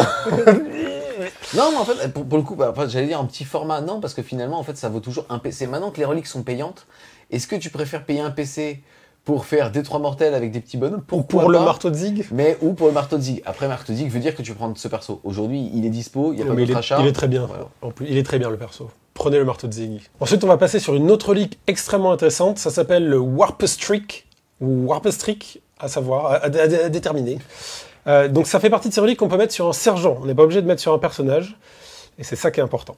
Donc c'est pour figurine téléportation seulement. Et on le rappelle, pour les Terminators, on peut débloquer le mot-trait téléportation. C'est en 3 étapes. La première étape, chaque fois que le porteur effectue un mouvement normal, avance, bat en retraite ou effectue un mouvement de charge, jusqu'à ce que le mouvement soit terminé, il peut se déplacer horizontalement à travers les figurines et les éléments de terrain. C'est que le porteur. Donc là, quand c'est le sergent d'une unité, ça sert à rien. Il passe de l'autre côté, il peut débloquer un peu plus de monde sur qui taper, mais c'est pas extraordinaire. Sinon, ça transforme quand même juste en Harlequin. C'est quand même assez voilà. fort sur un personnage. Sur un personnage, c'est pas mal. Ensuite, et c'est là que ça commence à être extraordinaire, une fois par bataille, quand vous utilisez le stratagème transport de site à site, si vous choisissez l'unité du porteur pour le stratagème, il coûte 0 PC. En gros, T1, t'as ton unité de 10 Terminator, tu lui donnes tous les buffs en phase de commandement, et hop, tu l'envoies se téléporter au milieu de la table, prendre l'objectif, elle est indélogeable, imbutable. Et petit bonus, les unités ennemies placées sur le champ de bataille en tant que renfort ne peuvent pas être placées à 12 pas de l'unité de cette figurine. Donc toi, quand t'as pris l'objectif au centre, personne ne peut te faire la même chose. Premier arrivé, premier servi. On va passer maintenant à une autre relique qui est exceptionnelle, c'est pour les Grimnir, donc pour les droïdes seulement, qui pour moi sont must-have dans toutes les listes tellement ils sont forts dans ce codex. C'est juste un sorcier qui coûte que 105 points et qui va lancer 3 sorts, c'est extraordinaire. C'est pas mal. Et surtout, pourquoi il est must-have? En grande partie, cette relique, ça fait une relique de plus qu'il faut absolument payer, mais bon, celle-là, elle est vraiment exceptionnelle, surtout pour le scoring et les parties un peu compétitives. C'est tout simple, le porteur connaît un pouvoir psychique supplémentaire de la discipline Forge-Trame, yes. C'est la leur. Donc avant, il en connaissait 2, et il pouvait en lancer 2. Quand on payait Super Sorcier, il en connaissait toujours 2, plus châtiment, il pouvait en lancer 3. Sous-entendu 2 choisis dans la discipline et un châtiment. Et maintenant, il en connaît même 3, donc il peut lancer 3 sorts de la discipline. Et c'est pas tout. À votre phase psychique, si le porteur entreprend une action psychique, il peut néanmoins tenter de manifester un pouvoir psychique. Yes, donc clairement, voilà. ça veut dire que vous en aurez toujours 1 ou 2 dans vos listes, tout simplement pour aller chercher les objectifs secondaires qui visent à faire des interrogations psy. Et là, pour le coup, c'est 105 points et une relique pour un mec qui peut faire des interrogations mentales, des rituels, et toujours lancer ses sorts. Et ça, c'est fort parce qu'on va les voir bientôt les sorts, et les sorts, ils sont monstrueux. On enchaîne ensuite avec les traits de Seigneur de Guerre. Le premier, c'est l'allure, c'est tout simplement le fait que le Seigneur de Guerre va avoir plus 3 pouces à ses aptitudes et aptitudes d'aura. Ensuite, on va avoir Seigneur Guerrier. À chaque attaque de mêlée de ce Seigneur de Guerre, vous pouvez relancer les jets de blessure. À chaque fois qu'une attaque de mêlée est allouée à ce Seigneur de Guerre, alors la figurine ennemie ne peut pas utiliser de règles lui permettant d'ignorer les PV perdus. C'est pas aussi mignon que le trait du chapitre Rode Sanglante. Yes. Je veux rien dire ce que je dis, mais on s'est compris parce que vous avez regardé le début de la vidéo. Ensuite, on va avoir une longue liste. À chaque attaque de tir de ce Seigneur de Guerre, la cible ne reçoit pas les bénéfices du couvert léger. On va aussi avoir le fait qu'il ignore les règles attention messire. Et en plus de ça, à la fin de la phase, si une ou plusieurs unités ennemies avec la moindre pion jugement ont été détruites pendant la phase par une unité de la même ligue, alors on va choisir une unité ennemie et visible de ce Seigneur de Guerre et il va avoir un pion en plus. Ça c'est pas mal, c'est rigolo parce que du coup, il y a un personnage qui peut avoir des armes à faisceau. On peut aller mettre des petits coups de faisceau sur les personnages, ça peut faire la blague. Ensuite, on va avoir affilié des guildes. À votre phase de commandement, on va pouvoir choisir une unité base de la même guilde à 6 pouces ou moins de ce sorcier. Et tout simplement, cette unité va gagner objectif sécurisé. Au hasard, sur 10 Terminators qu'on envoie gratuitement pour 0 PC au milieu de la table. Qui, on l'a vu tout à l'heure, pouvait potentiellement être immunisé au sort. En plus de ça, être objectif sécurisé. Et d'autres bonus vont pouvoir s'appliquer à la phase de psy. Donc, très très fort. Clairement, c'est un des traits de Seigneur de Guerre quasiment auto-include qui vaut les 1 PC, on va dire, à grand format et qui est un petit peu game changer, puisque avoir une unité super OP avec la projection et ainsi de suite, clairement, ça peut faire gagner une partie. Ensuite, on va voir Labeur Implacable, qui est une aura, tout simplement, qui dit que tant qu'une unité base de la ligue amie qui entreprend une action à 6 pouces ou moins de ce Seigneur de Guerre, l'unité peut tirer sans que l'action échoue. Ça aussi, c'est un des indispensables. On l'a beaucoup vu arriver avec le Codex TO, cette mécanique. Bon, elle existait déjà avant, il y en a dans le Codex SM aussi. C'est super fort, surtout à l'âge du secondaire, là où on fait tous des actions tous les tours, tout le temps avec tout. Poser des bombes et tirer. Yes. Et enfin, le dernier, lui, pour le coup, il est nul, puisque tant qu'un pote, base, ligue, ami est à 6 pouces ou moins de seigneur de guerre, alors on ignore les modificateurs au commandement et on ignore les modifications au test d'attrition. À part contre le chaos. Oui, mais au moins, t'as un ami. On enchaîne ensuite avec la discipline Forge-Trame. Bien évidemment, la discipline est uniquement sélectionnable pour le sorcier Grimnir, qui vaut que 80 points. C'est un sorcier à 80 points qui peut lancer 2 sorts. On l'a vu tout à l'heure. Pour 25 points de plus, donc pour 105 et avec un petit trait, il pourra alors en lancer 3. Et on le verra aussi tout à l'heure, mais si il connaît 3 sorts parce que c'est un super sorcier, il va aussi avoir un bonus de plus 1 pour caster ses sorts si jamais il y a un pion rancune dans les 18 pas. Ça nous permet aussi de voir justement est-ce que les sorts sont faciles ou pas à lancer. Oui. Le premier, c'est l'écho interface. C'est une bénédiction qui va passer sur du 5, sur du 4 si on est un super sorcier, vous l'avez vu. Et tout simplement, on va pouvoir gagner un point de commandement. À savoir que la limite du point de commandement gagné de cette manière ne rentre pas dans la limite des 1 PC par round qu'on va être capable de récupérer. Ça veut dire derrière qu'on a vu tout à l'heure dans certaines ligues, notamment dans la première, c'est du personnage nommé qui nous permet de compter pour double sur les objectifs, que lui permet de récupérer les PC sur du 5. Donc grâce à lui, on va être capable de récupérer 2 PC par round. Ouais. C'est pas mal, hein. Ensuite, on va avoir le sort fortifié, qui est une bénédiction qui va passer sur du 6. S'il est manifesté, on va choisir une unité, base ou personnage de la même ligue à 12 pouces ou moins de ce sorcier. On va mesurer sa caractéristique d'endurance de 1. Et à chaque fois qu'on perd un PV sur du 6, on ne le perdra pas. Au hasard, le pack de 10 thermiques qu'on envoie au milieu. Donc il faut quand même imaginer que les Terminators, ils ont 5 d'endurance de base. Derrière, on a vu que tout à l'heure, il existait une ligue qui faisait plus 1 en endurance à toute son armée. Donc là, il passait à 6. Et là, pour un sort de merde qui passera sur du 6, voire sur du 5, si on a un token rancune à côté, on passe des Terminators endurance 7, ignore la PA, moins 1. Et qui, sur leur datasheet, diminue les dégâts subis de 1. Ouais, bah normal. On a fini le jeu de Warhammer 40 000, là, il faut Bah passer à la prochaine édition. Vivement les Terminators rendus 8. Ils sont déjà en retard. C'est facilement fort. Ça tank. Ça tente pas mal. Ensuite, troisième sort, ça va être la Ire ancestrale. C'est un feu sorcier qui va passer sur du 6. Si il est manifesté, on va choisir une unité et visible à 18 pouces ou moins du lanceur. On va jeter 3 dés. Si l'unité comprend alors 11 figurines ou plus, on va jeter 1 dé en plus. Et derrière, sur chaque 4+, ça sera une blessure mortelle. Faisons bas. C'est le stratagème sous munition du Hammerhead Tau en un peu moins violent. Ensuite, on passe au sort 4, rancune crématoire. C'est un sort de type feu sorcier, donc de dégâts qui va passer sur du 4. On va choisir une unité ennemie à 18 pouces et visible du sorcier qui ne sera ni véhicule, ni monstre, ni personnage. Et tout simplement, on va jeter 2d6 en ajoutant le nombre de pions rancune qu'on a dessus. Et si on est strictement supérieur au commandement, alors l'adversaire choisira une figure de l'unité et elle va mourir. C'est rigolo, mais ça ne marchera pas à tous les tours et c'est pas si impactant. C'est la première fois que c'est l'ennemi qui choisit la figurine. Avant, on pouvait s'en servir pour péter la cohésion. Je pense que Game veut justement arrêter avec et ça. les armes spéciales, tout ça. Ouais. Ouais. Ensuite, on va avoir le vortex de négation, qui est une malédiction qui va passer sur du 8, donc le sort le plus dur à lancer, qui va nous permettre de choisir une unité ennemie à 12 pouces ou moins de ce sorcier. Et tout simplement, ça va lui permettre de ne plus avoir de sauvegarde invulnérable. C'est donc un Desex à 18 pouces qui passe sur du 8. Un sort qui annule les sauvegardes invulnérables, bah, c'est fort. C'est fort.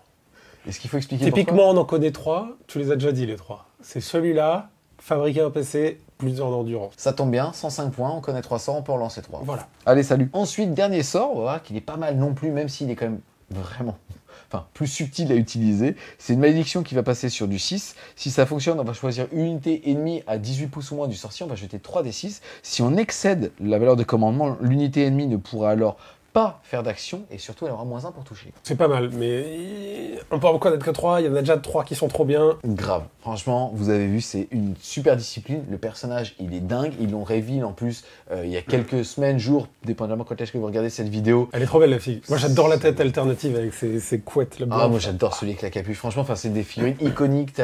C'est à la fois un druide, à la fois un nain de battle. Enfin, en tout cas, voilà, c'est énorme. C'est un mec qui est dans le spirituel et pas que dans la technologie, mais pourtant il est quand même encadré s'il le souhaite justement de serviteur. C'est une des figurines golden de ce codex, clairement. Tout à fait. On enchaîne maintenant avec la partie Chapter Approved, tout simplement les objectifs secondaires qui sont proposés pour la Ligue Votann. Ils ne sont pas présents dans le Chapter Approved Nephilim. Il y en a 4. Ici, on va principalement se focaliser sur 2 qui nous semblent un petit peu plus réalisables, notamment un qui va être très fort. Celui qui va être très fort fait partie de la famille des opérations clandestines. C'est prospection de richesse. Si vous choisissez cet objectif, les unités infanterie ou motards Votann de votre armée pourront entreprendre l'action. Cette action, elle est faite par infanterie motarde et elle est faite à la fin de la phase de mouvement si on a apporté d'un pion objectif qui est contrôlé et qui n'est pas dans sa zone de déploiement. En gros, cette action va prendre fin à la fin de ce tour. ça va permettre de gagner 3 points de victoire. Et en plus de ça, si jamais l'action est réussie, on va jeter un dé. Et sur du 6, donc une chance sur 6, sauf si on a le mot-clé scanner. Scanner, ça tombe bien, c'est ce qui coûte 5 points en termes d'options d'équipement pour des unités infanterie ou motarde et qui nous permet d'ignorer les couverts légers. Donc autant vous dire qu'on le prendra tout le temps. Et donc, sur un 5+, on va dire que l'objectif, il est super bien fouillé. Et à la fin de la game, si on contrôle un objectif super bien fouillé, alors on aura 3 points de victoire bonus. Donc clairement, il suffit qu'à la fin de la game, on le fasse sur 3 voire 4 objectifs au centre de map, en tout cas qui ne sont pas dans notre zone de déploiement. En général, il n'y a que 2 maps qui en ont un. Exactement, donc ça sera assez facile de marquer entre 9 et 12 points. Et en plus de ça, si à la fin de la game, on a chaté et qu'on a fait soit un 6, soit un 5, dépendamment de l'unité qui a fait la prospection, on capera à 15 points. Donc c'est un bon objectif secondaire. Oui, il sera très facile à faire à 15, je pense. À minima 12, sans problème, toutes les parties. Sauf si on se fait complètement rouler dessus. Mais je vois pas comment. Du coup, must have. Yes. Et enfin, le deuxième dont on va vous parler aujourd'hui, c'est la suprématie militaire. Faire main basse. Tout simplement, votre adversaire va placer 3 pions objectifs qui ne seront pas dans les zones de déploiement et qui seront à plus de 9 pouces d'un autre objectif et 6 pouces de sa zone de déploiement à lui. Et tout simplement, à la fin de la game, si vous les contrôlez, vous marquerez 5 points pour chaque objectif contrôlé. Franchement, celui-là, il est très facile à faire. C'est juste qu'il faut être sûr d'avoir suffisamment d'unités à la fin de la partie. Et idéalement jouer second aussi, parce que sinon lui, il va pouvoir vous les reprendre sur le dernier tour. Mais disons qu'avec un tout petit alignement des planètes, c'est 15 points gratos celui-là. Ou en tout cas 10. C'est juste qu'il n'est pas entièrement dépendant de soi-même, et c'est pour ça que les gens lui préféreront d'autres, parce qu'en général on choisit des objectifs secondaires qu'on est sûr de scorer, quoi que fasse l'adversaire. Là, ça dépend un peu de son adversaire. Yes, maintenant, on n'a pas encore vu le codex, mais on est dans la partie chapter approve. On n'aura aucun mal à aller faire des quarts de table, on n'aura aucun mal à aller justement mettre 2 unités dans la zone de déploiement adverse, parce que vous l'avez vu, on a des motos qui vont faire des mouvements pré-game de 12 pouces, qui vont bouger de 12, qui potentiellement pour un PC vont faire une advance à 12, donc on va avoir systématiquement au moins 2 unités dans le bord de déploiement adverse. Les objectifs psy, hyper facile avec un psycheur aussi puissant. Donc franchement, ça en fait une bonne armée sans même parler de sa puissance intrinsèque. C'est ça. On rentre maintenant dans le dur de ce petit codex. On va commencer par l'EQG, par Utar, le Destiné, c'est-à-dire le grand cal qui est automatiquement de la ligue majeure de Turienne. C'est celle qui vous fait compter double sur les objectifs, qui vous permet de récupérer les PV perdus, parce que ce petit mec, il a 2 traits de seigneur de guerre, notamment celui-là. Et derrière, il va coûter 140 points. Si on regarde un petit peu le châssis d'un nain, puisque c'est un petit peu dans votre âme, puisque c'est comme ça que... Dans quel nain, quand même. Exactement. Là, il va bouger de 5, il va toucher à 2+ au corps à corps au tir, force 5, endurance 5, c'est donc un gros nain, 6 points de vie, 5 attaques, c'est donc un gros nain. Commandement de 9, sauvegarde à 3+, invulnérable à 4. Derrière, de base, il va être équipé justement avec un désagrégateur Volkit qui va faire track 3. De force 5, perd moins 1 dégât 1, c'est un Volkit, donc un jet de blessure non modifié de 6 fait une blessure mortelle comme depuis l'histoire du Volkit. Et derrière, il va taper avec une lame des ancêtres qui va faire force 6, PA-4, damage flat 2. À savoir qu'un jet de touche non modifié de 6 fait 2 blessures mortelles à la place des dégâts normaux. Ensuite, en option, on va être capable de lui donner un simier rempart qui va lui permettre tout simplement de donner une invulnérable à 5+, à côté de lui aux figurines infanterie et motard de sa ligue. Et au niveau de ses aptitudes génériques, on va retrouver héros de la cognation, tout simplement le fait qu'en passif, il va donner une relance D1 pour toucher aux unités bases à 6 pouces. Je rappelle que tout le codex est base. Ensuite, comme il est grand cal, donc il passe de capitaine à maître de chapitre, il va être capable de choisir une unité à la phase de commandement et de la faire full relance des touches. On voit un petit peu la synergie puisqu'on va découvrir l'histoire des grands cals tout à l'heure. Ensuite, il va avoir une aptitude générique que les cals vont partager avec lui qui est l'efficacité austère. Tout simplement à sa phase de commandement, on va pouvoir choisir une unité ennemie visible de cette figurine. Donc on s'en fout de la distance tant qu'il la voit. Et auquel cas, on va lui mettre un petit pion rancune. La vraie particularité aussi est que chance ancestrale, une fois par round de bataille, quand vous faites un jet de touche, de blessure, de dégâts ou de sauvegarde pour cette figurine ou une unité ligue majeure turienne à 6 pouces ou moins d'elle, vous pouvez changer le résultat en 6. Je rappelle qu'il y a des véhicules, que normalement ils sont pas base, mais que là en l'occurrence on s'en fout. Ça veut dire qu'on pourrait transformer un jet de dégâts D6 plus X à 6 plus X. Oui. Écoute, il est intéressant, mais pour moi, Utar le Destiné est destiné à rester dans la balade. Je suis malheureusement d'accord avec toi, puisqu'il coûte 140 points. On va tout de suite passer à ce qui nous fait réellement plaisir, c'est-à-dire la customisation des personnages qui sont des cals, qui sont des carnes, qui sont des gros seigneurs nains. Non mais c'est vrai, franchement c'est génial. Et ben là justement on va regarder un petit peu leur profil. Il valent 70 points. Derrière, regardez son profil, il va avoir un PV de moins, une attaque de moins, mais ça on s'en fout. De base il a une sauvegarde à 3, une invulnérable à 4+. De base il va aussi avoir l'aptitude d'efficacité austère qui va pouvoir choisir une unité visible ennemie à sa phase de commandement et lui mettre un petit token. Et de base il va faire relancer les 1. Au niveau des autres équipements, pour 10 points de plus, le faisant donc passer de 70 à 80, il va avoir le petit rempart qui permet de donner l'invulnérable à 5, ou alors le téléporteur dont on nous a parlé tout à l'heure. En termes d'équipement, il va pouvoir être équipé justement d'un gantelet. Regardez les profils, c'est toujours intéressant. C'est tout simplement force plus 3, donc force 7, PA-3, dégâts flat 3. On se rappelle qu'il existe une relique ou un trait qui lui permet d'avoir plus un dégât, donc il pourrait être tout simplement à dégâts flat 4. Ça, c'est quand c'est un petit cal. Si on veut pour 40 points supplémentaires, donc le passant donc de soit 70 à 110, soit à 80 à 120, alors ça va devenir un grand cal. Virage petit quand même. Exact, c'est pas faux. Ici, en l'occurrence, il va avoir comme aptitude le grand cal, c'est-à-dire qu'il va avoir la même aptitude tout à l'heure que le maître de chapitre, sous-entendu à la phase de commandement, il va choisir une unité base et donner une follow relance des touches jusqu'à sa prochaine phase de commandement. Là, on est sur une aptitude générique, c'est-à-dire que ça se combotte très bien avec n'importe quelle ligue, et surtout, le phase de commandement, j'ai mes Terminators qui sont derrière un mur, hop, toi, on l'a vu avec le trait de seigneur de guerre, je te rends super OP, avec ça, en plus de ça, je te donne une full relance des touches, corps à corps et tir, si jamais je réussis ma charge à 9. Derrière, on va avoir l'ATP en phase de mouvement. Et derrière, on va avoir Jacouille, ou en tout cas, on va l'appeler, je sais pas, Gandalf. Panoramix. Voilà, Panoramix, qui va tenter derrière de dire, en plus de ça, tu seras immunisé au sort. Pourquoi il a pris un Jacouille, lui? Je sais pas, parce qu'il courait. Pour moi, un mec qui court dans la pampa, c'est Jacouille. Okay. Ensuite, on va avoir le jugement ancestral parangon d'efficacité, sous-entendu, si ce seigneur de guerre vient d'éradiquer une unité qui avait un point, justement, de rancune, alors il va pouvoir regarder les autres unités et leur dire, ok, le point de rancune, c'est à toi que je le donne. Tu vois ce qui vient de lui arriver? Je vais te faire la même chose. C'est super stylé, putain. Ensuite, il va avoir comme trait de seigneur de guerre potentiel l'œil de l'expérience. À chacune de vos phases de commandement, ce seigneur de guerre peut utiliser son aptitude efficacité austère une fois supplémentaire, mais sur une unité différente. C'est-à-dire que lui, il va pouvoir prendre 2 unités en champ de vision et mettre justement un token rancune sur chacune d'eux. Je vous ai tous à l'œil. Mais de ouf, c'est trop stylé. Je vais vous donner, pas, bien vous. Toi non plus. Comme, foutez le col de ma montagne, tu vois. C'est super stylé. Autre particularité quand même, c'est que quand on a un grand cal dans un détachement, ça ne nous en empêche pas d'avoir un cal à côté. Donc on peut avoir 2 cals dans son détachement. Je suis pas sûr que ça arrive parce qu'en général, on prendra un grand cal, un sorcier et l'équivalent du lieutenant qui permet tout simplement d'avoir le gros marteau. Est-ce que tu peux avoir Khal Drogo?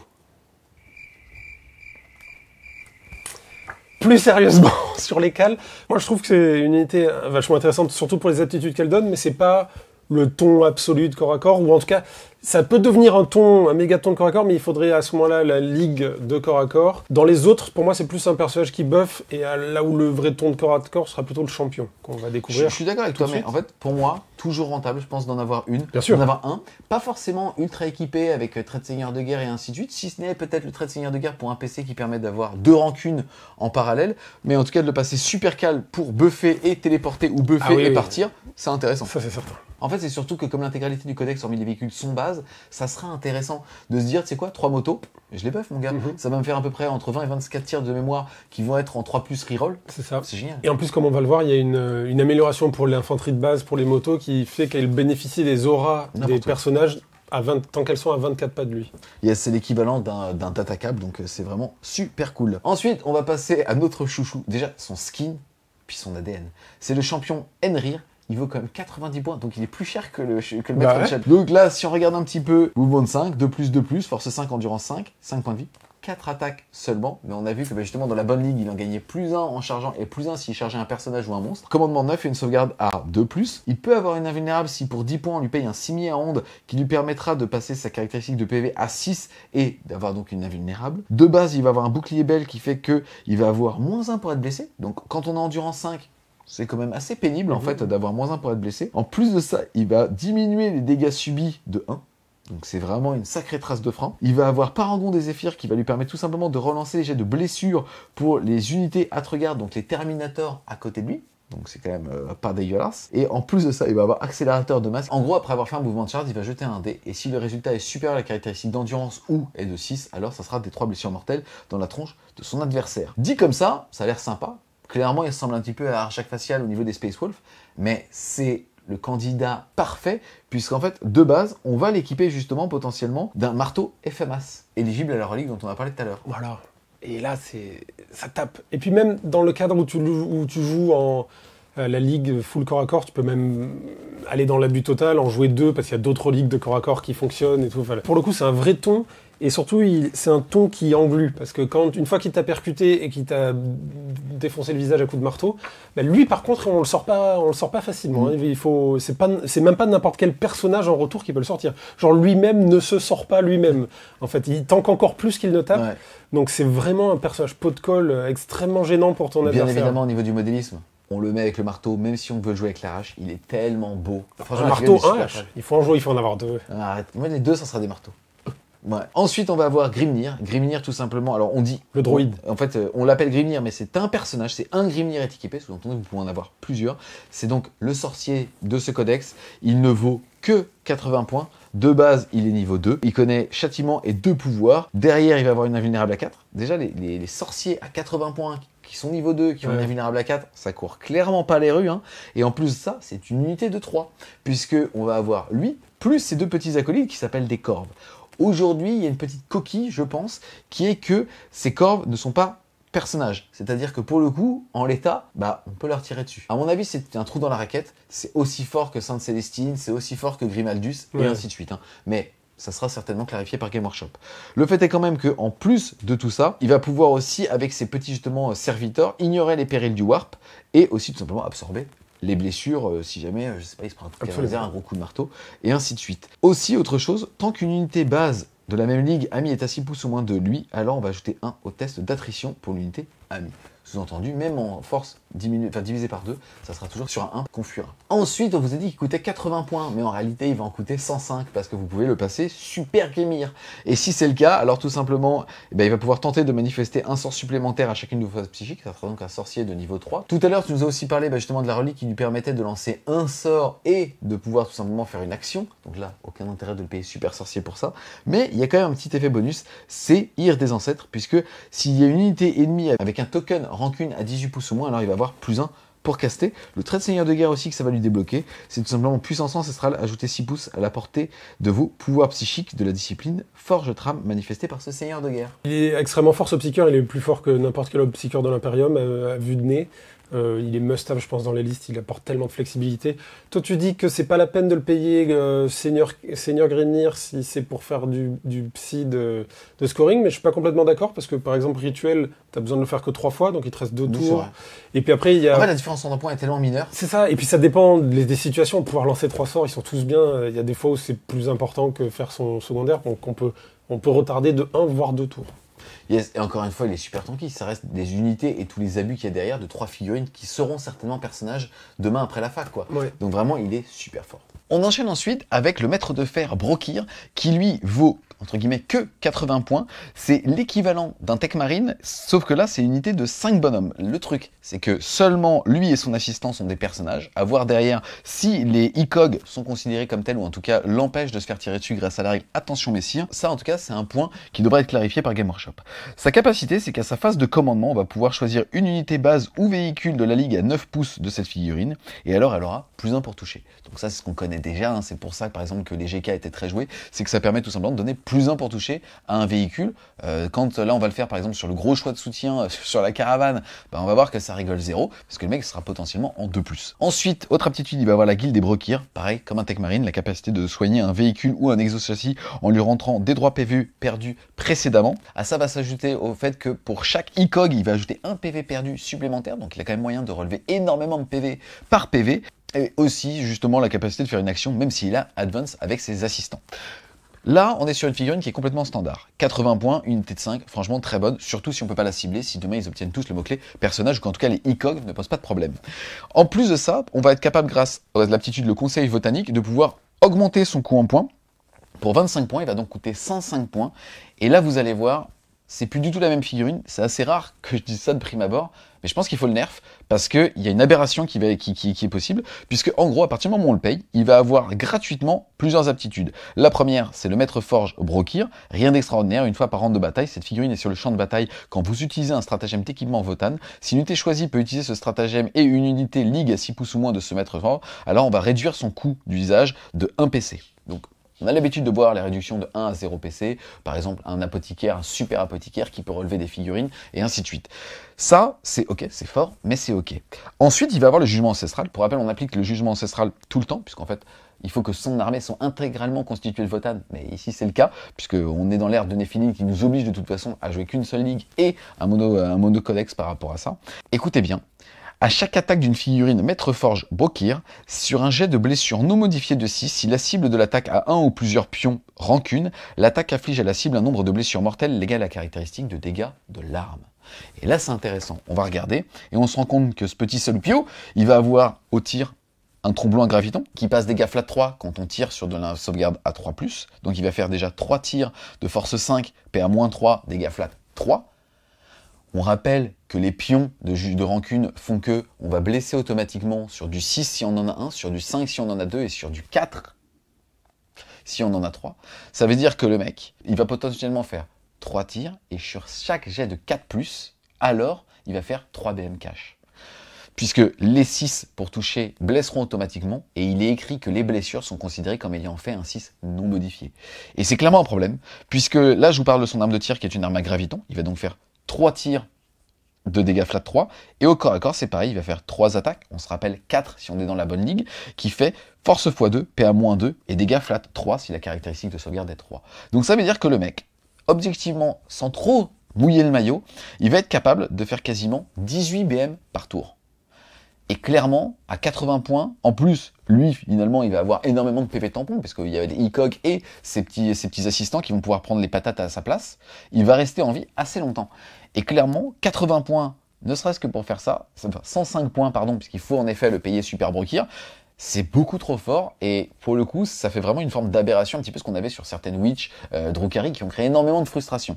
Donc ça, pour le coup, c'est pas fun, c'est juste con, et c'est très fort. On enchaîne ensuite, les amis, avec les guerriers Atrocogs, qui sont tout simplement la seule unité de base du codex. On le rappelle, eux sont super OP, tout comme les motos, au niveau des règles de l'armée. Ici, ils vont se jouer de 10 à 20, être à 11 points en slip. On peut remplacer ce fameux slip, qui quand même de base est un bolter Holtok qui va faire à 24 pouces 2 tirs de force 4, PA-1, dégâts 1, donc c'est quand même déjà pas dégueulasse, pour un seul petit point, par un éclateur à ion, qui va faire à 18 pouces, un tir de force 5, PA-2, dégâts flat 2. Et donc, on se dit, on a des troupes de base à 12 points pièce, endurance 4, potentiellement endurance 5 si on est dans la bonne ligue, qui vont être capables de faire des tirs de force 5, PA-2, dégâts 2. Et dit comme ça, on se dit, ouais, c'est pas ouf. Non, non, non, c'est extrêmement fort. Surtout, en fait, sur de l'anti-char, surtout. Parce qu'on se rappelle que un jet de touche non modifié de jusqu'à 4+, et c'est assez facile à mettre en place. Phase de commandement, je t'ai en champ de vision, je te mets un petit pion. Si jamais j'ai le bon trait ou que je claque un PC, je t'en mets 2. Potentiellement sur 2 unités différentes, d'ailleurs. Et derrière, si jamais je suis par exemple dans la bonne ligue, je suis considéré comme étant un marqueur supplémentaire, ça veut dire que ces petits mecs, ils vont toucher à 3+, mais que sur chaque 4+, ils vont blesser automatiquement en étant PA-2, dégâts 2. Et donc ça veut juste dire que des petits gars comme ça, par 10 ou même par 20, on fait les stats, ça peut sortir un IK. Et c'est là où c'est assez dingue. Sur un craquage léger, hein, il peut faire 18-20 PV à un IK. Et donc c'est quand même extraordinaire pour 12 points le bonhomme. Après encore une fois, petite portée, 18 pouces, mais c'est quand même génial. Ensuite, par tranche de 10 figurines, on va être capable de choisir 2 armes spé, mais qui doivent être différentes. Dans ces armes spé, on va par exemple avoir le fusil à Magmaral qui va faire un tir de force 9, PA-4, dégâts D3+3, avec la règle Magmaral. On le rappelle, sur un 6 pour blesser, on annule les sauvegardes, et en plus de ça, tout le temps, le D3+3 dégâts va aller d'une figurine à l'autre. Donc encore une fois, 6 pour blesser non modifié. Si jamais on a 2 marqueurs et qu'on est dans la bonne ligue, ou 3 marqueurs de rancune, sur un 4+, la personne n'a pas le droit de faire ses jets de sauvegarde, et va donc prendre des 3+3 cash. C'est excessivement fort, c'est très très fort. En fait, comme ça l'arme elle est forte, l'unité est forte, mais le fait de blesser auto en étant considéré sur un 4+ à la touche potentielle assez facilement faisable, et faisant un 6 à la blessure, ça rend ça complètement fort.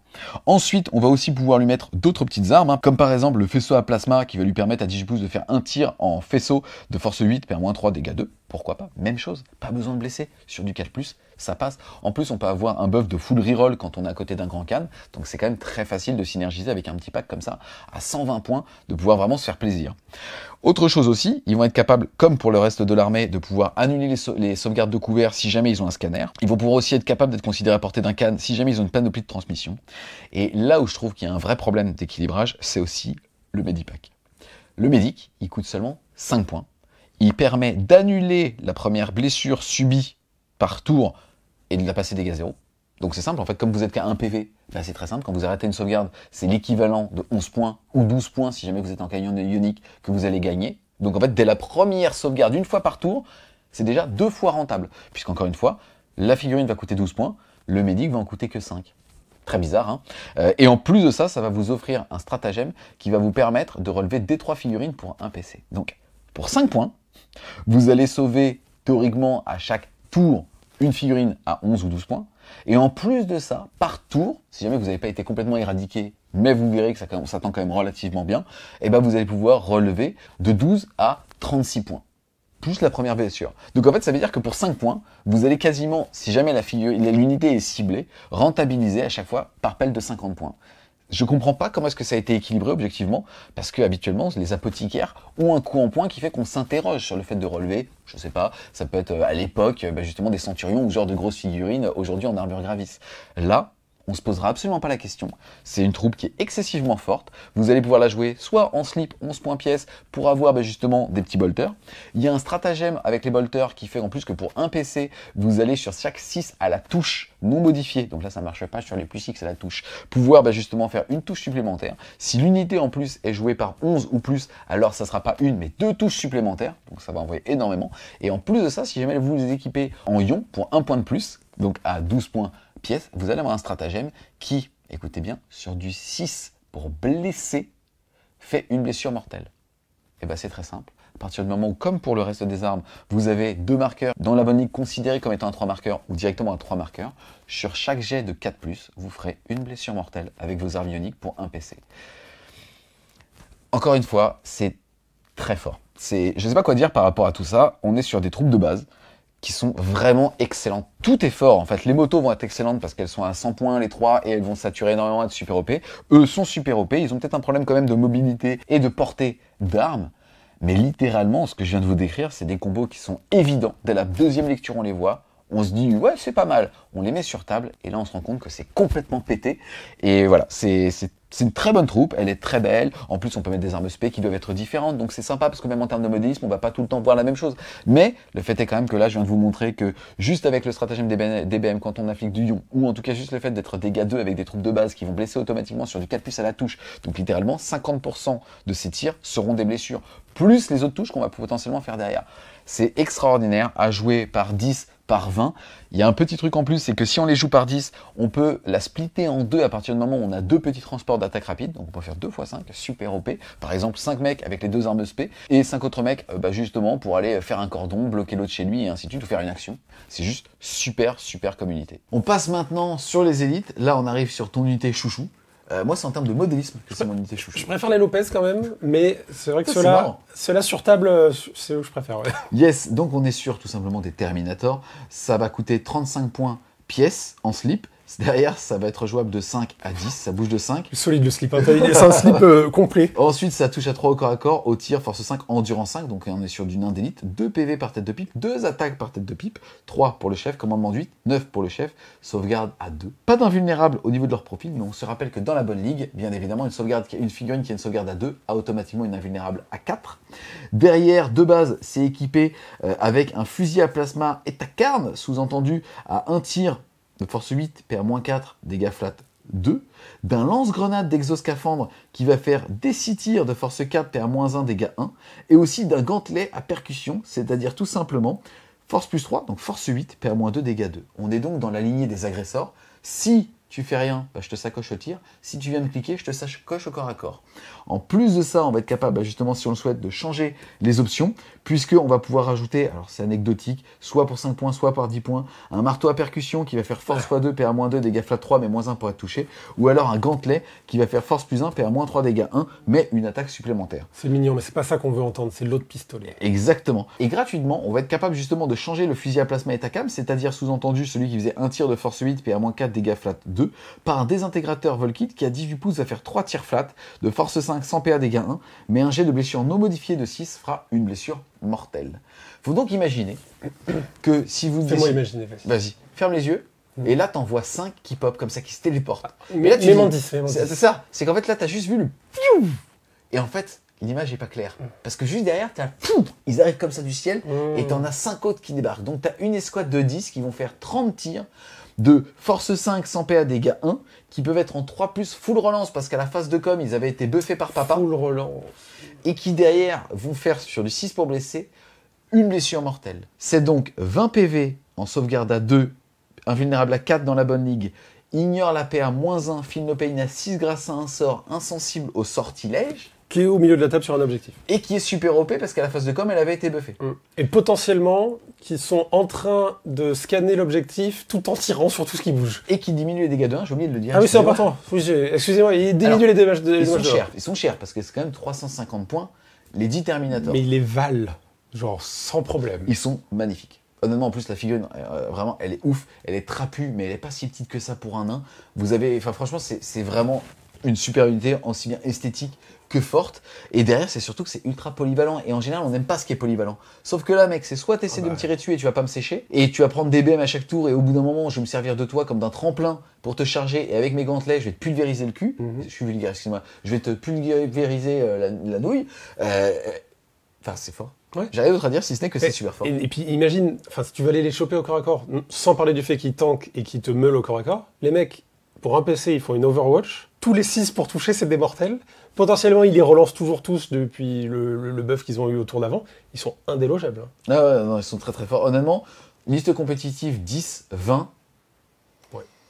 30, ça commence à faire beaucoup, il faut mieux mettre du MSU derrière ou d'autres unités coup de poing. Mais en tout cas, 10 tous les jours, parce que c'est l'unité que vous allez TP, et la deuxième unité, elle arrivera en faible T2. Et on l'a pas dit, mais ils peuvent être mis en téléportarium gratuitement. Donc en fait, en gros, 2 unités, une sur table avec le TP, et pour un PC, le trait de seigneur de guerre qui fait que vous allez TP à 2 PC, mais pour 0, donc un PC finalement pour le faire. Et la deuxième unité, elle arrivera T2, mais il y a de fortes chances que le gars, votre adversaire, votre ami, enfin votre ancien ami, n'ait pas réussi à les gérer. Donc il se retrouve pas avec 8,5 ou 7, tu vois ce que je veux dire, s'il avait un peu tapé dedans.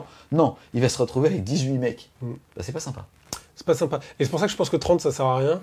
Parce qu'en fait, c'est censé être joué par vague, comme tu le dis. T'en envoies une bien buffée, puis une bien buffée. Et le problème, c'est que celle d'avant, elle est toujours pas morte, la vague. Donc ça sert à rien d'en envoyer plus, hein, de toute façon. Yes. C'est très fort. On va continuer dans les élites. Cette fois-ci, moi, qui en termes de gameplay est l'unité qui me plaît le plus. Ah, moi, c'est visuellement, du coup. D'accord. Ah ouais.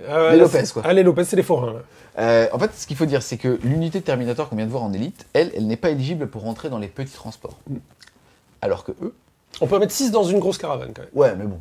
Là, vous allez voir, les berserkers qui, eux, sont à 22 points pièce, sont beaucoup plus en mousse. C'est-à-dire que eux, ils vont toujours bouger de 5, toucher à 3+ au corps à corps, au tir, force 5, endurance 5, 2 PV, 3 attaques, donc une attaque de plus. On se rappelle qu'ils sont ligue, donc ils peuvent monter à 4 attaques quand justement ils sont dans la bonne ligue. Commandement de 8 et une sauvegarde à 6. Ils ont un feel no pain à 5 dès qu'ils ont perdu un PV, et si jamais la nature de l'attaque était dégâts 1, alors c'est pas sur du 5, mais c'est sur du 4. Ils ont aussi cyberstimulant qui fait que de toute façon, si on les tape au corps à corps et qu'on les tue avant qu'ils soient activés, ils ont quand même le droit de s'activer de taper. Donc, Repentia, comparaison intéressante, sauf que c'est 2 PC pour ça, c'est donc super intéressant. On est beaucoup plus cher, hein, on est à 22 points pièce, mais derrière, il faut aussi regarder ce qu'on va envoyer, puisque globalement, on va balancer 3 patates avec des haches à plasma lourdes qui vont faire quand même force 6 PA-3 dégâts 2, ou alors 2 attaques au lieu d'une, donc par bonhomme on va être à 8 attaques de force 5 PA-3 dégâts 1. Si on le souhaite, on peut justement remplacer cette hache et donc perdre la latitude de jeu de pouvoir swinger, mais avec des marteaux qui vont avoir -1 à la touche, donc on passera le fait de toucher à 4.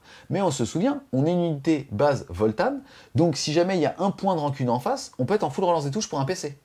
Et donc on peut être en 4+, full relance, pour être force x10, PA-3, dégâts 3, avec des gars à 22 points pièce. Ouais. No Pain à 4, si jamais on se fait taper dessus avec des tronçonneuses, c'est très très très bon. Ils sont super cool. Bah, eux, c'est les Lopez. C'est les patates de four. Ouais, ils sont trop cool. Ils sont super intéressants. Il y a des options d'équipement, on peut mettre des petits gantelets. Honnêtement, on n'est pas fan de ça, autant les payer en slip, les gars, Ouais. vous les envoyez. Honnêtement, vous y en jouerez systématiquement 2x5, 3x5 comme des Repentia, dans un slot d'attaque rapide pour mettre potentiellement 2 transports, et ciao quoi. Ou 2x5 dans une méga caravane. C'est mon choix, moi. Ouais, franchement, c'est une super entrée, la figurine est fraîche. Les haches à plasma sont bien, je pense qu'avec des petits marteaux, ils font vraiment BTP, donc il y a quand même moyen que ça soit assez intéressant sur style. On se ruine pas en coup en point, c'est super parce qu'on a quand même l'aspect Rhino Rush. Faut quand même imaginer que derrière ils sont à 5 points de puissance, ça veut dire que pour 2 PC, vous mettez 2 x 5 berserkers, vous êtes à 10 points de puissance, et vous mettez une escouade de base de 10 en renfort stratégique. Mhm. Vous avez 3 unités qui font des attaques de flanc, une qui va faire des actions pas mal saturées, on l'a vu, et 2 unités qui vont tenter des charges à 9 reroll, puisqu'en fait ça fait aussi partie justement de leur cyber stimulant. Reroll natif. Ils reroll natif les charges. Ouais. Et puis, ne l'oublions pas, les figurines. C'est les premières figurines de gitans de Warhammer 40 000. C'est des gitos de l'espace. Je n'ai rien dire. On va ensuite passer aux attaques rapides, c'est-à-dire aux pionniers Ern Cogs, jouables, les motos qui sont dans la boîte, jouables de 3 à 6, 30 points pièce. C'est cadeau. Ouais. Ça bouge de 12, ça a le mot-clé vol, ça touche à 3 au corps à corps au tir, force 4, endurance 5, 3 points de vie, 3 attaques, commandement de 8, sauvegarde à 4+. Derrière, nativement, on est équipé d'un revolver bolter, ça on s'en fout.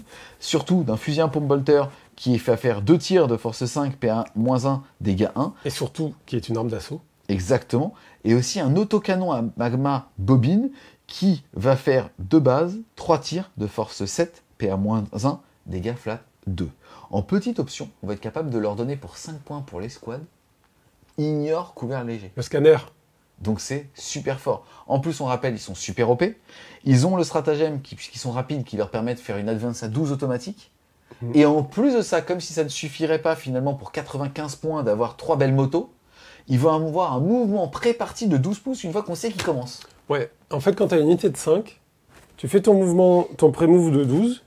Puis après, dans ton tour, tu bouges de 12. Et si tu as besoin, tu advance de 12. Et là, tu te mets une ligne de moto devant ton adversaire, là où il a commencé, là, sur son déploiement, et il sort pas chez lui du tour 1. C'est ultra fort, Ouais. c'est ultra fun à jouer, c'est ultra stylé sur table, parce que je pense qu'on a tous eu une érection quand on a vu la figue la première fois. Oui. Oui, disons-le. Après, on peut aussi les équiper en faisant une tous les 3 motos, une espèce de moto d'assaut, c'est-à-dire une Ouais. moto avec un petit mec derrière qui va tenir un autre gros canon. Mais Bah, il y a des étonnamment- armes bien, mais Oui, en fait, il y a des armes bien, mais On a je plus pense que besoin, il y a c'est déjà pas trop. le but. Ouais. Tu vas trouver de la saturation ailleurs et ainsi de suite. Mais il faut quand même s'imaginer que pour 90 points, les gars, vous allez faire 9 tirs de force 7, PA-1, dégâts 2, pour 95 points qui ignorent les couverts, et aussi 6 tirs de force 5, PA-1, dégâts 1. La seule faille de cette unité, finalement, c'est que elle tape pas au corps à corps. Mais on s'en fout. Pour un PC, ils vont désengager chargés, ils sont base, Désengager super OP, tiré. salut, ouais. C'est super fort. ouais. Ils sont très forts, et en fait, ils sont tellement forts que... Ce qui est marrant, c'est que je pense que dans les listes, n'importe quelle configuration, tu dis, ouais, normal. Il y en a 3, tu dis, ok, c'est la base. Il y en a 2 x 3, parfait, c'est super utile. Une unité de 5, tu dis, bah ouais, évidemment. 18, tu dis, bah ouais, c'est fort. 15 plutôt. Allez, 15 pour pas avoir des unités de 6. Mais n'importe quel nombre, ça sera legit dans toutes les listes. Ils sont tellement forts. Franchement, belle unité. Et puis quand tu vois que ça coûte moins cher qu'un Outrider Space Marine, ça fait mal à mon petit cœur. Ça veut dire que. Est-ce qu'ils font quel bruit, eux? Bah, ils font pas de bruit, déjà ils volent. Donc, Ah ouais, ils font du. ouais. Quand ils se posent. De dédain. quoi. Franchement, quand Tu l'as- t'as vu, tu et l'as ça bien c'est un fait, frein. Quand ils sont, tu sais en fait, il faut, imaginez, vous avez vu le truc, il est un petit peu, il est en répulseur. Quand là il fait, non, j'ai mal fait, c'était moins bien. Ah, j'ai aimé quand C'est même. vrai, Ouais. parce que toi t'as entendu, tu sais, t'as senti l'air qui Oui, arrive en oui, même c'est temps, ça. quoi. En fait, on sent l'impulsion. On passe ensuite, toujours dans les attaques rapides, à une pépite. C'est le petit transport, le petit rover, Petite caravane. jouable de 1 à 2, Sagittor, 110 points de base. De base, il est quand même équipé d'un canon fesseur qui va tout simplement faire 2 tirs de force 9, PA-3, dégâts D6 en faisceau. Donc à 24 pouces, tu tires justement sur le rhino et derrière tu mets une patate à tous les mecs qui passent devant. C'est quand même super fort. Une belle patate. Hein. Oui, c'est vrai. On l'a vu.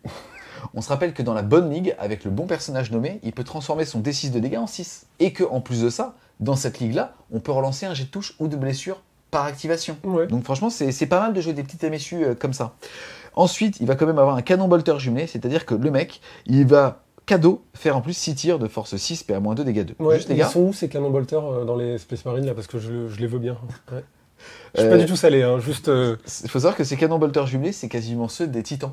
Puisqu'en fait, ils sont pour 6 Ouais. PA-2, dégâts 2. Ensuite, si vous voulez, pour 10 ou 20 points, on va être capable de changer un petit peu les armes. On va pouvoir mettre un lance-missile, un autocanon Mati Air ou un lance-missile Sagittor. Là, on est dans la finesse. Hein. C'est un tir de force 9, moins 2 D6, ou alors des 6 tirs de force 5, PA-1, dégâts 1, ou alors tout simplement 6 tirs de force 7, PA-2, dégâts 2. Ouais, il est bien l'autocanon. Ouais, l'autocanon, il est vraiment bien. Il a aussi tous les bons mots-clés, c'est-à-dire qu'il diminue la PA des attaques de 1. C'est pas trop pourquoi, mais il le fait, donc on le kiffe. Ensuite, il va pouvoir exploser ça, c'est cadeau. Si on prend un escadron, on va être capable justement de splitter, en plus de ça, les petites unités de 10 en 2x5. Donc un choix de taxe qui devient 2 choix pour être super OP et aller faire chier l'autre. C'est quand même génial. Ouais. Et finalement, il pallie au problème du codex, qui est le fait que comme finalement ça coûte pas très cher en points, on va vite saturer ces slots au niveau d'un détachement de type bataillon ou même d'une patrouille en 1000 points. Or là, pour un slot, on va en prendre 2. Ouais. Et finalement, ça va nous permettre de prendre en patrouille un slot de moto, un slot de 2 transports, ou alors, justement, en bataillon, de prendre potentiellement 2 à 4 transports et 5 motos, ou 2 x 5 motos, et quand même 2 x 5 transports, enfin 2 fois 1 transport, pour mettre par exemple 2 unités de berserker. Et donc ça y est, en fait, la liste, elle est super facile à faire. C'est comme tu dis, c'est super utile parce que sur 3 slots d'attaque rapide, t'as tes 2 packs de moto hyper mobiles et 2 transports avec 2 unités à l'intérieur, ça te fait un nombre de ressources de prise de table complètement dingue. Il faut quand même juste, projetez-vous les amis, fermez les yeux, imaginez une table de jeu au French Game Café. C'est-à-dire que déjà là, tu humes, le mec qui arrive avec une gaufre Nutella au bout de la pièce et tu lui en commandes une. Il y a un codex sur la table. En gros, faut imaginer qu'au déploiement, vous allez mettre vos 2 packs de moto en latéral, c'est la facilité et c'est ce qu'il faut faire. Et juste à côté, vous jouez en plus en miroir, le mec... T'as ouvert les yeux, il m'a rien dit. Ah, excuse-moi. Le mec, en fait, vous jouez en miroir, donc lui, en termes de déploiement, il peut pas savoir où vous allez mettre le gros de vos ressources. Donc, vos motos, début de game, elles vont tout simplement faire un mouvement pré-game de 12. Et que à votre première phase de mouvement, là, vos 2 rovers, vous allez faire un advancé qui bouge de 12, et comme il est accéléré, ça sera plus 6, donc de 18. Et pour un PC, le deuxième, il va bouger de 24. Ouais. Good luck, hein. Je peux aller où je veux, même en marteau enclume, je m'étais mis hors Lost. C'est-à-dire, je m'étais mis hors dehors de portée de toi, si jamais t'es un bâtard de Blood Angel et ainsi de suite. Là, rien à foutre, hein. Je récupère le retard. Si c'est moi qui l'initiative, je te mets Bagdad. C'est quand même super bien. Et les motos, enfin tout ce combo peut aller complètement bloquer ton adversaire dans son déploiement stealth T1. Dans l'autre sens, non, parce que les motos elles volent. Oui, Ah, tu m'as bloqué, bah non. Donc franchement, 2 super choix d'attaque rapide qu'on va jouer dans toutes les circonstances, qu'on va pouvoir jouer aussi bien dans des listes qui vont être dans des ligues de tir ou de contrôle de map que dans des ligues de corps à corps, puisque c'est ça aussi qui est génial. Donc on commence un petit peu à voir la rejouabilité de ce deck, c'est génial. Le Sagittor, il faudra en peindre un comme il est dans le film Armageddon. Je me demande quelle couleur était le machin là. Et après, chaque petit nain qui sort à l'intérieur, tu leur donnes des noms, tu les mets en petit costume orange. Exactement, ouais. Mais tu penses que c'est celui qui est dans Liberté Et comment s'appelle l'autre? ou dans Indépendance? Putain, il est fort, il est fort. T'as vu? T'as eu un doute. Non, tout de suite, je m'en suis rappelé grâce à toi. Répondez Indépendance. Mais en plus, t'en as 2. En plus, tu les joues par 2, mais c'est parfait. Oh putain, mais direct. Ensuite, on passe au choix de soutien avec les Todd Cords Brokirs. Ils sont à 35 points, jouables de 3 à 6, comme je le disais. Le bon nombre, bien évidemment, c'est soit 3 petits effectifs, soit 5 pour éviter tout ce qui est blast, problème de cohérence d'unité, et ainsi de suite. On est à 5 points si on décide de changer d'arme. De base, juste quand on regarde, 3 PV, 2 attaques. Sauvegarde à 3, endurance 5, force 5. Derrière, on va être équipé d'un canon bolter qui va faire 3 tirs. Donc il faut quand même imaginer que pour 105 points, vous allez quand même faire 9 tirs de force 6, PA-2, dégâts 2. Mais alors, si on décide de les équiper un petit peu mieux, pour 5 points supplémentaires, donc 15 points au total, donc 120 points, on va être capable de faire 3 des 6 tirs de force 5, PA-3, dégâts flat 2, qui sont des armes à graviton, qui passeront donc dégâts flat 3 si on tire sur de la sauvegarde 3. C'est déjà pas mal. Et en plus de ça, si on décide juste de vouloir rigoler parce que ça fait partie des nouveautés, Et pas faire rire son adversaire. on va jouer avec des faisceaux à conversion qui sont tout simplement à 30 pouces de portée, force 7, PA-2 et dégâts 3. Faisceaux. Et surtout, si on tire à plus de 15 pouces entièrement, alors on fera une touche additionnelle. Et donc finalement, on est un petit peu dans la même veine que les éradicateurs qui, pour rappel, doivent choisir la même cible pour tirer 2 fois. Là, il suffit de tirer loin. Donc c'est même un petit peu, mieux. Et en plus de ça, on parle de la première cible. Derrière, le faisceau Tout ce qui est sur le chemin prend sa race aussi. Ah bah, prends une touche de force 7, PA-2, dégâts flat 3, x2. Donc c'est fort. Hein. Moi, je trouve ça super cool. Après, alors en ce moment, en ce moment, avec des gros guillemets, dans le méta, avoir des unités de tir fond de table qui tirent aussi loin, c'est pas super utile parce qu'elles sont loin, elles bougent pas bien, elles font pas grand chose. Mais l'entrée, le datasheet seul, il est top. Moi, même les armes de base, là, je les adore. C'est bolter de dingue, mais je veux ça en spécial. En fait, tu les joues en low cost, tu vas les jouer par 3, Ah, petit oui. objectif fond de cours, tu vas arriver, tu vas faire tes 9 tirs. Enfin, objectivement, moi je pense qu'on les jouera soit en version faisceau ou canon éclateur, mais pas en canon bolter, parce que 105 points, seulement 9 tirs de force 6, PA-2, dégâts 2, il y a beaucoup d'unités qui font mieux. Donc globalement, à un peu plus de 200 points, à 5, on va quand même balancer pas mal de tirs de graviton. Enfin, quand tu vas faire à ton adversaire, je vais te faire 5 des 6 tirs de force 5, PA-3, dégâts flat 3 dans du Space Marine, Ouais. ça fait pas rire. Hein. Non. Et en plus de ça, là où le mec va rigoler, tu vas dire, oh mais attends, je suis homme diviseur, j'ignore les couverts denses contre l'attaque. Donc même si je tire à travers une forêt, je suis pépère. Franchement, c'est hyper fort. Et les faisceaux, je suis sûr que ça va faire des blagues de ouf. Oui, bah en fait justement, attaque de flanc, là on est à 5 points de puissance. Donc franchement, pourquoi pas. Hein. C'est un palier intéressant le 5 points de puissance. Derrière, on va passer maintenant à la forteresse mobile Hécaton, Yes, mon préféré. qui elle va coûter 230 points en slip.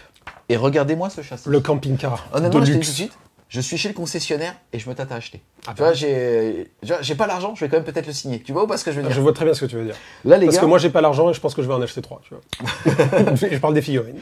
là, ça bouge de 10, mais derrière, ça a le mot-clé accéléré. Donc pour un PC, ça advance à 12, donc à 22 pouces. Tranquille. Ça touche à 3 plus au tir, ça on s'en fout. Force 8, endurance 8. On se rappelle qu'il existe une ligue qui fait plus en endurance, Ouais. donc endurance 9. 16 points de vie. Derrière, il a 6 attaques, on s'en fout. Commandement 9, sauvegarde à 2. Donc il existe une autre ligue qui fait quand t'es sauvegarde à 2, t'as une invulnérable à 4. Et là, t'es sur un véhicule, un châssis endurance 8, 16 PEV, invul à 4. Ça choque personne. Moins un PA, pas le droit de relancer les jets pour blesser ou les jets de dommages. On va pouvoir retrouver à l'intérieur de celui-ci 12 berserkers, donc 2x6 ou tout simplement 2x5 et les petits persos qui vont bien pour se protéger au début de la game ou avoir. Ou alors tout simplement 6 Terminator, ou alors encore tout simplement 4 figurines qu'on vient de voir, les Tok'Kogs Prokirs, qui eux sont un petit peu plus bulky. Au niveau de son arsenal de tir à 230 points, ça n'est pas que justement une trace de fringue, vous allez lancer chez votre adversaire pour un PC. L'arsenal de tir est bien.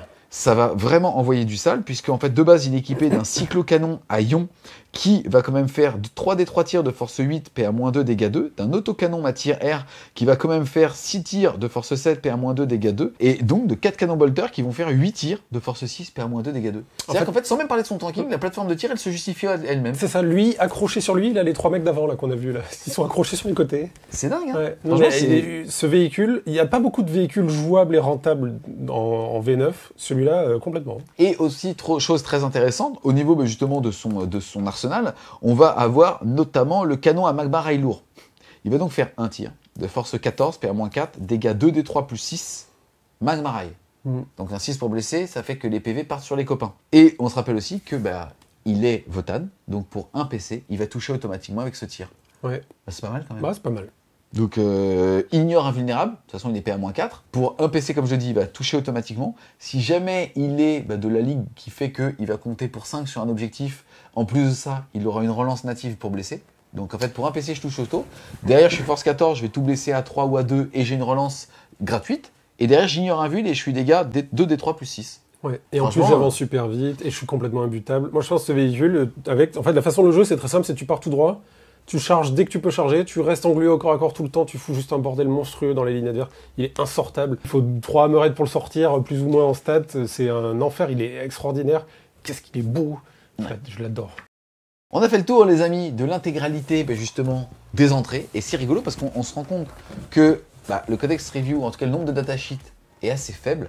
Mais comme on a envie de jouer des unités un petit peu différentes, avec à chaque fois des rôles différents et au sein des mêmes rôles, on va pas avoir la même chose. C'est-à-dire que si jamais on joue contrôle map ou du tir, les berserkers, ils seront au chaud en contre-charge. On peut aussi jouer super agressif avec justement le schéma dont on a parlé, avec 2 unités de moto et 2 rovers ici, liberté et indépendance, qui vont aller tout droit en disant « j'ai râlé hein ». Donc faut imaginer qu'avec ce dispositif qui ne coûte finalement que dans les 700 et quelques, on peut rajouter 10 Terminator si on le veut, plus plein de mecs fond de cours ou d'autres choses.